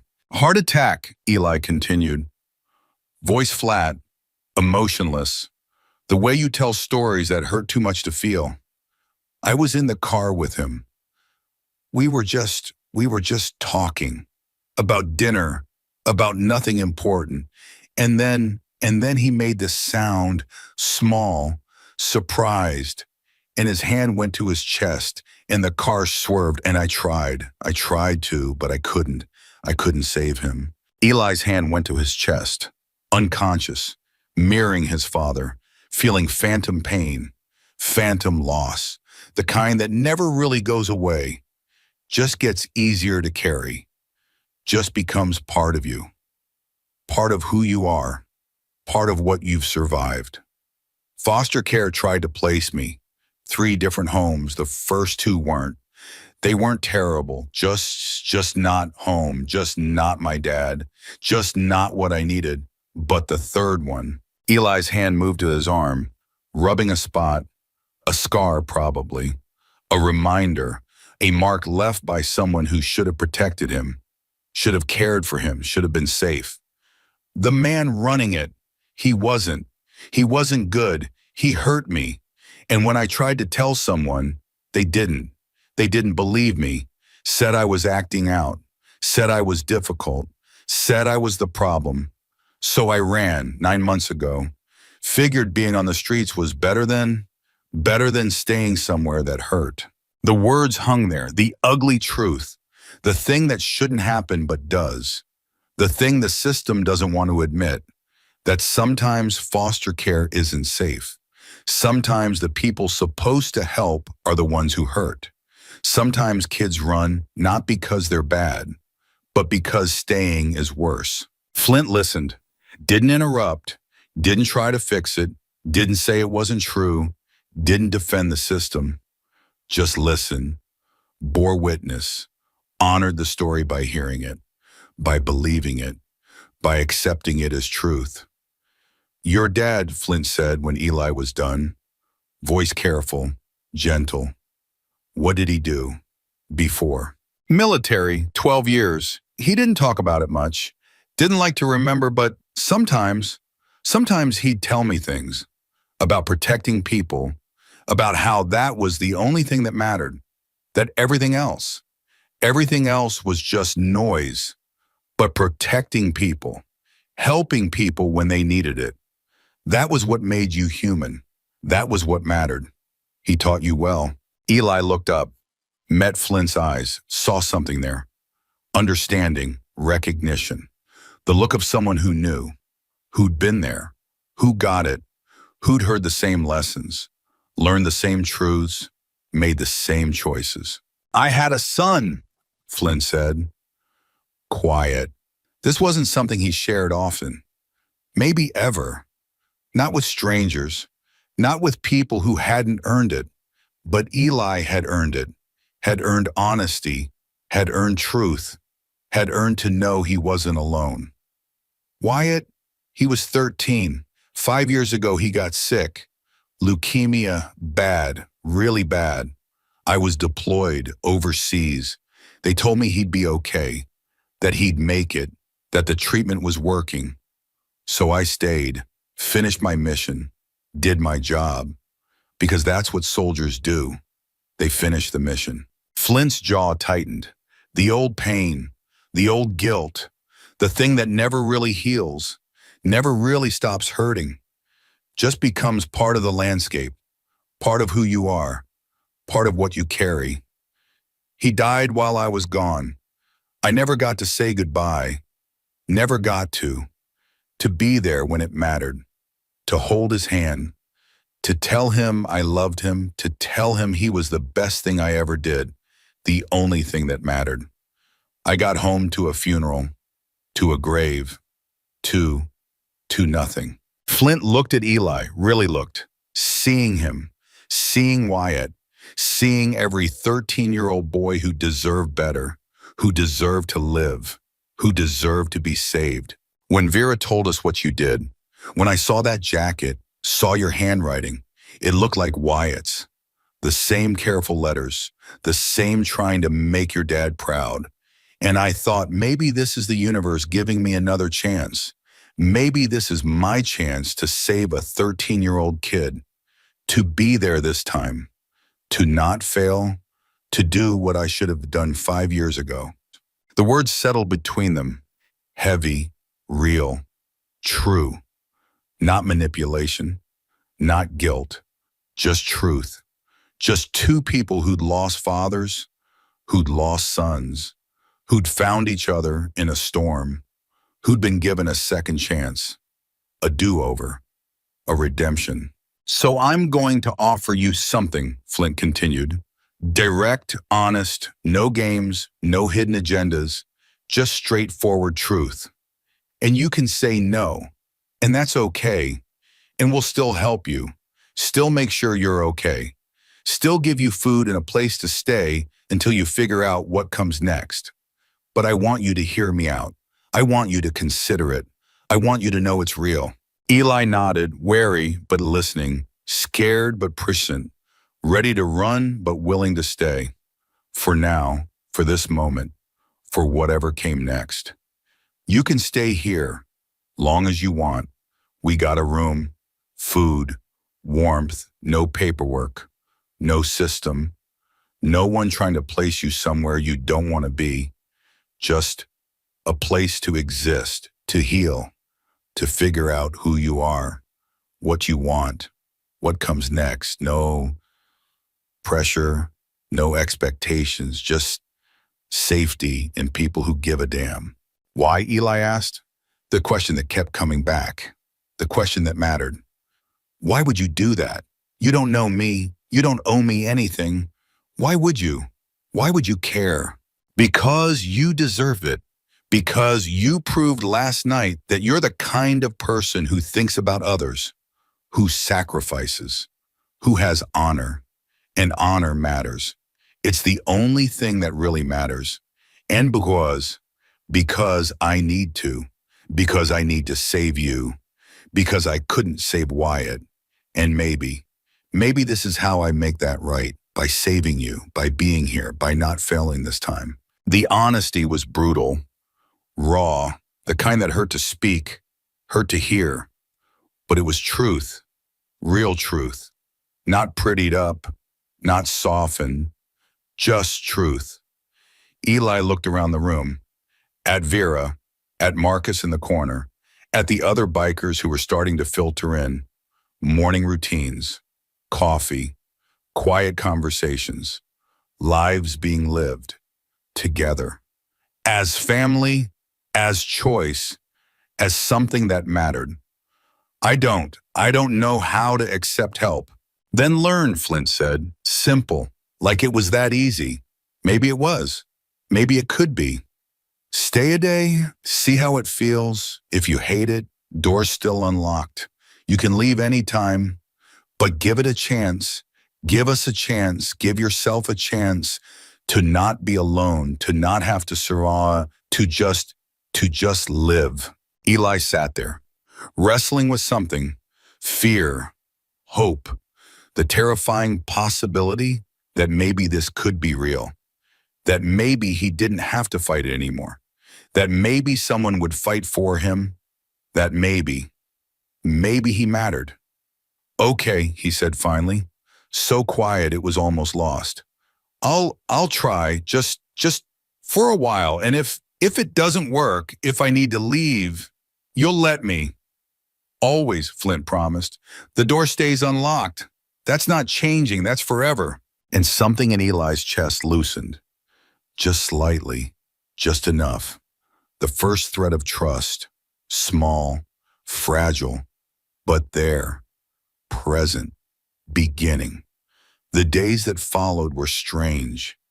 Eli waiting for the other shoe to drop, for the catch, for the moment when nice turned into not nice, when help became control, when safety became another cage, when these people showed their true faces, their real intentions, when the hurt started, but it didn't come. Instead, he learned what normal looked like. Breakfast in the morning, people asking how he slept, people saying good morning like they meant it, like they cared, like his answer mattered. Chores during the day, small things, sweeping floors, wiping tables, helping in the garage when bikes needed work. Nothing hard, nothing dangerous, just tasks. Things that needed doing, things that made him useful, that made him part of something, that gave him purpose beyond survival, beyond existing, beyond just being. Dinner with people who talked to him, not at him, who asked his opinion, asked what he thought, asked what he liked, what he wanted, treated him like he was a person, like his thoughts mattered, like he had value beyond labor, beyond utility, beyond being a problem to solve. Vera taught him to cook, started simple, scrambled eggs, how to not burn them, how to season them, how to make them taste good instead of just edible. The third morning, she found him in the kitchen before dawn, standing by the stove, not touching anything, just standing. Old habits, survival habits. Wake early, check surroundings, make sure you are safe, make sure nothing changed while you slept. Can't sleep, she asked, voice soft, not judging, just asking, just being present. Eli shook his head. Used to wake up this early, on the streets, check if anyone had come in during the night, check the exits, make sure I was still okay. Hard to break the habit. Vera nodded, understanding, not trying to fix it, not saying he didn't need to do that anymore, just accepting where he'd been, what he'd lived, what he'd survived. Want to learn something, she asked. What? Pancakes, real ones, from scratch, not the box stuff, the good stuff. Eli watched her measure flour, crack eggs, the rhythm of her movements. Practiced, sure, confident, like this was something she'd done 1,000 times, like this was muscle memory, like this was home. She handed him the whisk. Your turn. His hand shook slightly. What if I mess it up? Then we eat messy pancakes. World keeps spinning. Nobody dies. We just try again. That's the thing about cooking, about learning, about life. You mess up. You try again. You get better. That's how it works. They worked in silence, comfortable silence, the kind that didn't need filling, the kind that felt safe, felt good, felt like belonging. Vera showed him how to test the griddle, how to know when to flip, how to tell when they were done. The small details that separated good from great, that made the difference between food and a meal, between surviving and living. My dad used to make pancakes, Eli said. Not planned, just came out, just needed to be said. Sunday mornings, he'd make them into shapes, animals, cursed dinosaurs, whatever I wanted. Said food tastes better when it makes you smile. Vera nodded, didn't push, didn't pry, just listened, just created space for the memory, for the grief, for the missing, for the love that didn't go away just because someone died. I haven't had pancakes since he died, Eli continued, voice thick, fighting something. Didn't think I'd ever have them again. Didn't think I'd ever have someone to make them with. Well, Vera said, flipping the last one, plating them, handing Eli the stack. Now you know how to make them yourself. Anytime you want, anytime you need to remember him, anytime you need to smile, you can make pancakes, you can remember, you can keep him with you that way. Eli stared at the plate, stack of golden pancakes, imperfect, uneven, not shaped like anything, just circles, just food, but beautiful, because someone taught him, someone cared enough to show him, someone wanted him to know, to be able to do this, to have this skill, this memory, this connection. Thank you, he said, for more than the pancakes, for the lesson, for the memory, for making it okay to remember, for showing him his father wasn't gone. Not really, not while Eli carried him, remembered him, honored him, loved him. Marcus taught him about engines, how they worked, the pieces, the systems, the way everything connected, the way each part mattered, the way you couldn't have one without the others, the way it was all connected. See this? Marcus said, holding up a spark plug. Looks small, insignificant, but without it, engine doesn't run. Doesn't matter how good everything else is. Without this, nothing works. That's the thing about systems, about machines, about people. Every part matters. Every piece has value. You take one out, the whole thing fails. Eli held the spark plug, felt its weight, its size, something so small, so seemingly insignificant, but essential, necessary, required. You're like a spark plug, Marcus said, voice gentle, making sure Eli heard, making sure he understood. Small maybe, young definitely, but essential. You matter. What you did, who you are, that matters. This place works better because you're here. We work better because you're here. You're not taking up space. You're filling space that needed filling. You're necessary. Eli didn't know what to say to that, didn't know how to accept it, how to believe it. But he held on to the spark plug, held on to the metaphor, held on to the possibility that maybe he did matter. Maybe his presence made a difference. Maybe he wasn't just existing. Maybe he was actually valuable. Flint didn't teach him anything. Not directly, not with lessons, not with instructions. Flint just existed near him. Not hovering, not controlling, not demanding, just there. Present, steady, reliable. Every morning Flint was up, coffee made, kitchen warm, present. Every evening Flint was there. Dinner time, asking about the day, asking how Eli was doing, listening, actually listening. Like the answer mattered, like Eli mattered. Every night Flint said good night, simple, direct, see you tomorrow. The promise of continuity, the promise of presence, the promise that he'd still be there, that this wasn't temporary, that this wasn't going away. And slowly, very slowly, Eli started to believe it, started to trust it, started to accept that maybe this was real. Maybe these people actually cared. Maybe he'd found something worth keeping, worth fighting for, worth choosing. Christmas came. Eli had forgotten it was Christmas. Days blurred together. Time moved strange. But Vera handed him a package on December 25th. Small, wrapped in newspaper because they didn't have wrapping paper. Didn't need fancy, just needed care, just needed thought. "What's this?" Eli asked. Suspicious, uncertain, not used to gifts, not used to people thinking about him, planning for him, spending money on him. "Christmas present," Vera said. Simple, like it was obvious. Like of course she'd gotten him something.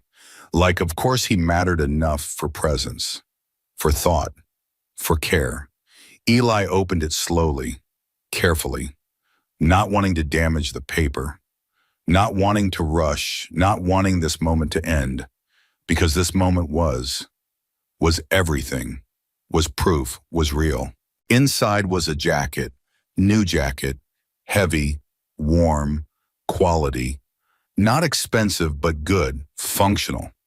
The kind that would last, the kind that would keep him alive through winters, through storms, through whatever came next. "So you can give that one a rest," Vera said, pointing to his dad's jacket hanging nearby.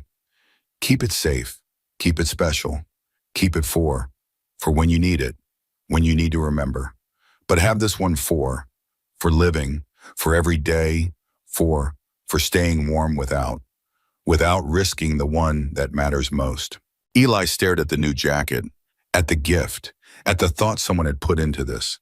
Someone had seen a need, had filled it, had cared enough to think, to plan, to act, to make sure he had what he needed, what would help, what would keep him safe.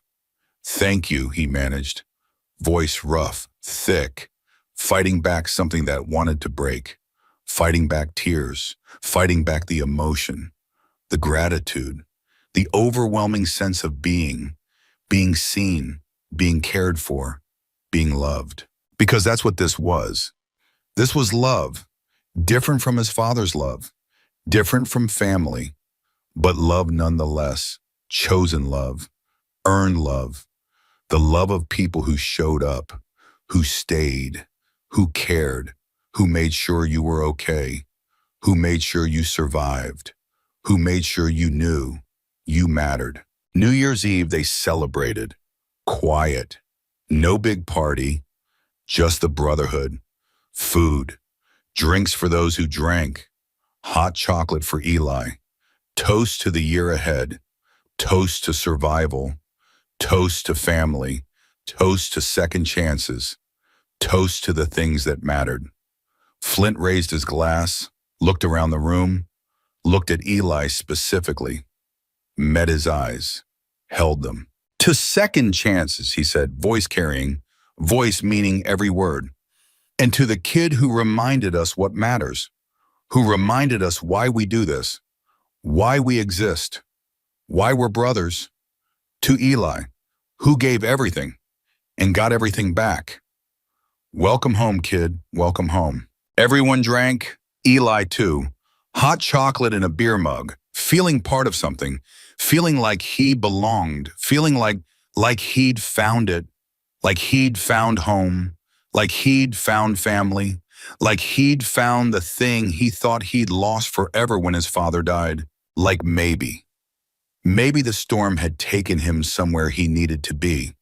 Maybe almost dying had led him to actually living. Maybe giving away his jacket had saved not just Vera, but himself too, in ways he couldn't have predicted, couldn't have known, couldn't have imagined. January 22nd arrived cold and gray. 1 month, 30 days since that night, since the storm, since the choice, since everything changed, since his life became something worth living. Another storm was rolling in, not as bad as before, but bad enough. Weather advisory, warnings, stay inside, stay safe, don't take chances. Eli stood by the window, watching snow start to fall, remembering 1 month ago, the jacket, the cold, the decision that should have killed him, but instead saved him, instead brought him here, instead gave him this life, this family, this home. He'd been back to that moment 100 times in his head, trying to understand why he'd done it, why he'd given everything away. Whether it had been bravery or stupidity or desperation or fate or something else, something bigger, something he couldn't name but could feel, could recognize, could accept. He still didn't have an answer, but he didn't regret it. Couldn't regret something that had led him here. To this, to people who cared, to a place that felt like it might actually be home, like it might actually last, like it might actually be real. Movement outside caught his eye. Small, hunched, someone walking, someone young, someone fighting the cold, someone looking for something, looking for help, looking for hope, looking for the thing Eli had found 1 month ago. A girl, maybe 12, thin, wearing clothes that weren't enough, shivering, lost, scared, alone. Eli recognized that walk, that posture, that desperate searching for anywhere warm, that look of someone who'd run out of options, who'd been turned away too many times, who didn't know where else to go, what else to do, how much longer they could survive. He grabbed his new jacket, the one Vera had given him, warm, heavy, safe, pulled it on, headed for the door. "Where are you going?" Marcus called out. Concern, curiosity, not control, not demand, just asking, just caring. "Be right back," Eli said, already moving, already knowing, already understanding what he needed to do, what his father would have done, what he'd learned that night, what mattered most. Outside, the cold hit hard, but manageable. He was dressed for it now, protected, safe, equipped. Not like before, not like that night. This time he could survive. This time he had backup. This time he wasn't alone. The girl was moving away, down the street, away from hope, away from help, away from the thing that could save her. Eli ran to catch up, boots crunching in snow, breath coming out in clouds, heart pounding, not from exertion, from recognition, from memory, from understanding. "Hey," he called out, voice carrying, voice strong, voice certain. The girl turned, scared, ready to run, ready to fight, ready to do whatever survival required. "You look cold," Eli said, stopping, giving her space, not threatening, not demanding, just offering, just seeing, just caring. "I'm fine," she said, automatic. The same words everyone uses when they're not fine at all. The same words Eli had said. The same lie everyone tells. The same defense everyone uses. Eli smiled. small, understanding, knowing. Because he'd been her 1 month ago. Same storm, same cold, same trying to survive, same not knowing, same not having anyone, same being alone. You're not fine, he said, gentle, not accusing, not judging, just stating truth, just offering reality, just showing her someone saw her, someone understood, someone cared. I know because I was you, a month ago, same storm, same cold, same trying to survive, same having nowhere, no one, nothing. She looked at him, suspicious but curious, scared but hopeful, closed but wanting to open, alone but wanting something, wanting help, wanting to matter, wanting to be saved. There's a place, Eli said, gesturing back toward the den, toward the lights, toward the warmth, toward home. Warm, safe, people who care, no questions, no system, no one trying to hurt you, just help if you want it, if you choose it, if you're brave enough to try. Why would you help me? The same question, the same doubt, the same fear, the same not understanding why anyone would care, why anyone would try, why anyone would bother. Because someone helped me when they didn't have to, when it didn't make sense, when I didn't deserve it, and it saved my life. And now I'm paying it forward. Now I'm doing what someone did for me. Now I'm being what I needed someone to be. He unzipped his new jacket, started to take it off. What are you doing? The girl said, stepping back, confused, scared, not understanding.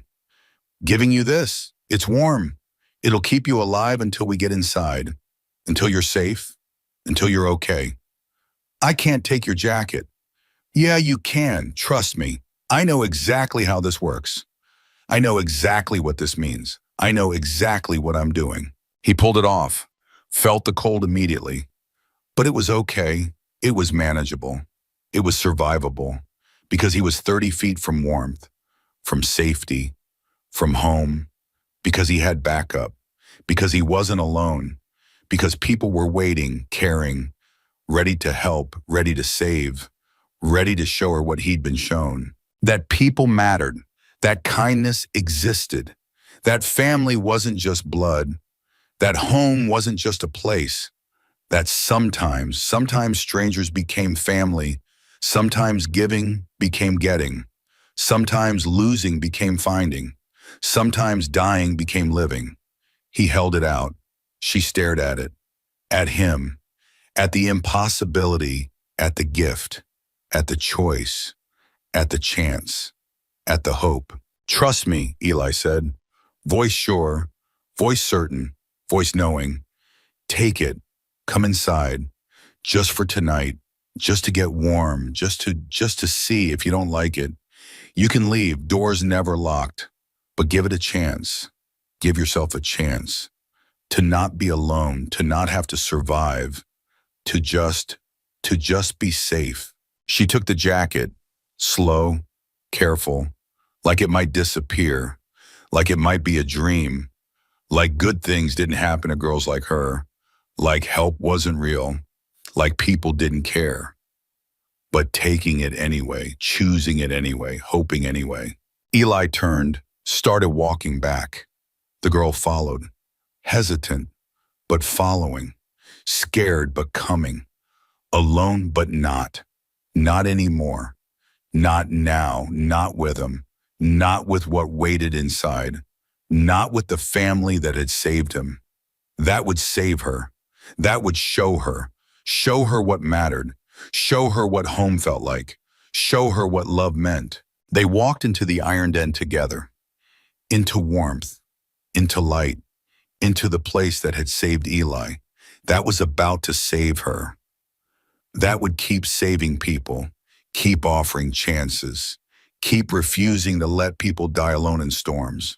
Flint looked up from the bar, saw Eli, saw the girl, saw Eli without his jacket again. Understanding crossed his face, recognition, pride. The pride of a father, the pride of a teacher, the pride of someone who'd taught well, who'd shown the way, who'd made a difference. Found someone who needed help, Eli said. Simple, direct, the way his father would have said it, the way Flint had said it, the way people said things that mattered, that were true, that needed no explanation, no justification, no defense.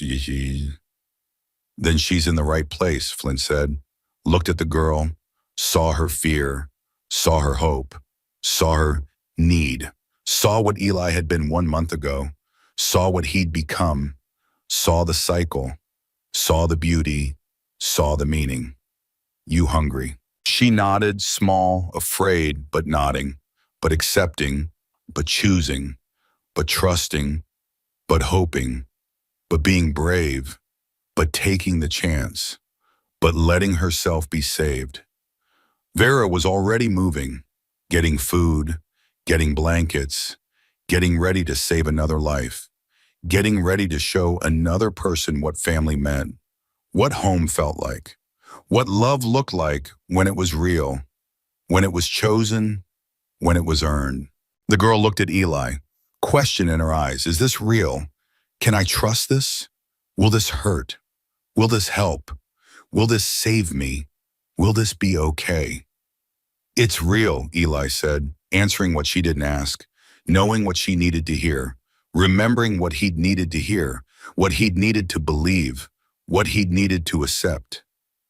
They saved me. They'll save you too. You just have to let them.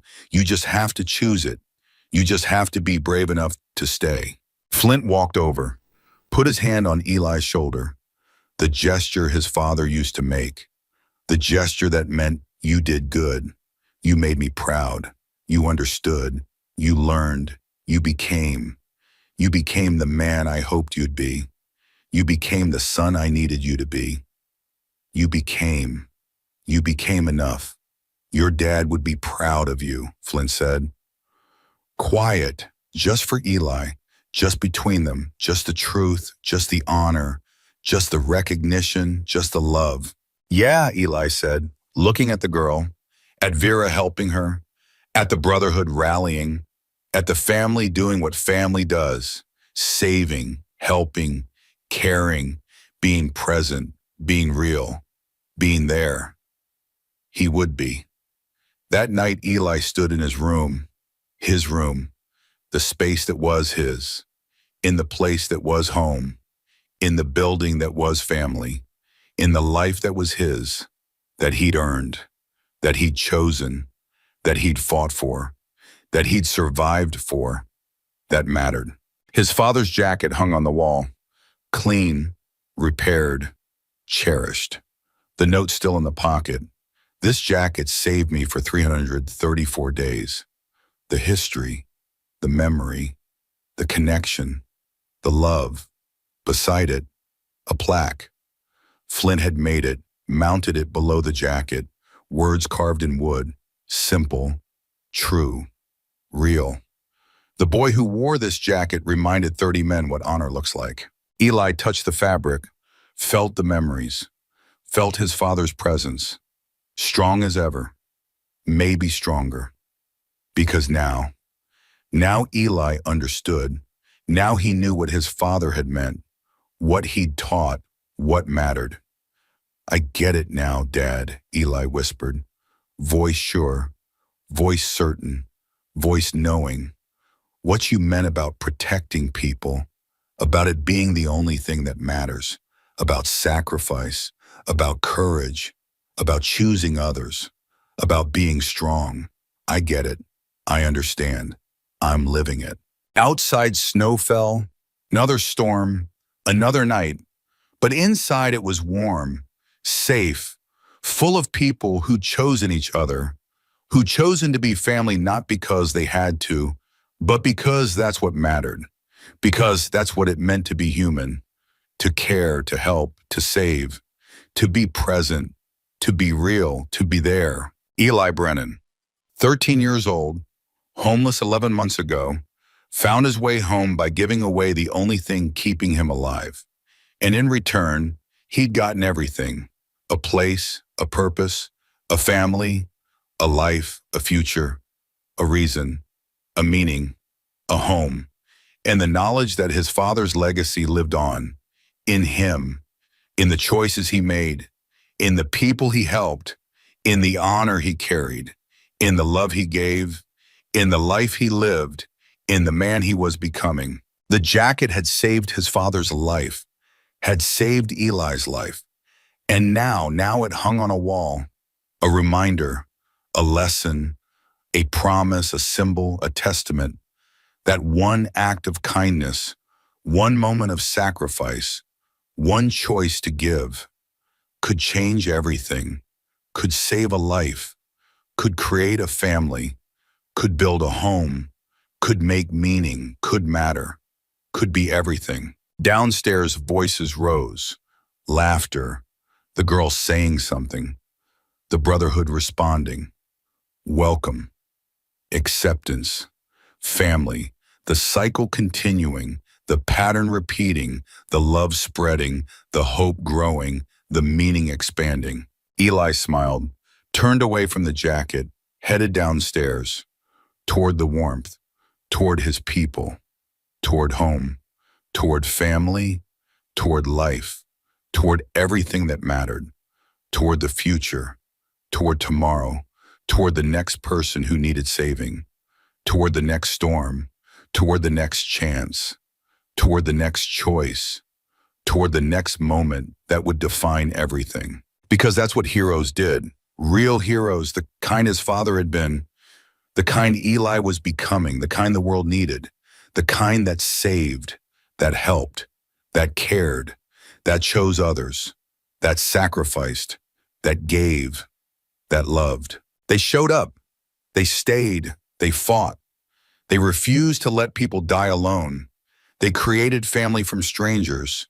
They built homes from broken places. They made meaning from chaos. They chose hope over despair. They chose life over death. They chose love over fear. They chose, and in choosing, they became. They became everything. They became enough. They became exactly what was needed, exactly when it was needed, exactly who they were meant to be. And Eli Brennan, son of Silas Brennan, member of the Iron Brotherhood, survivor, protector, hero, brother, son, friend, family, was home.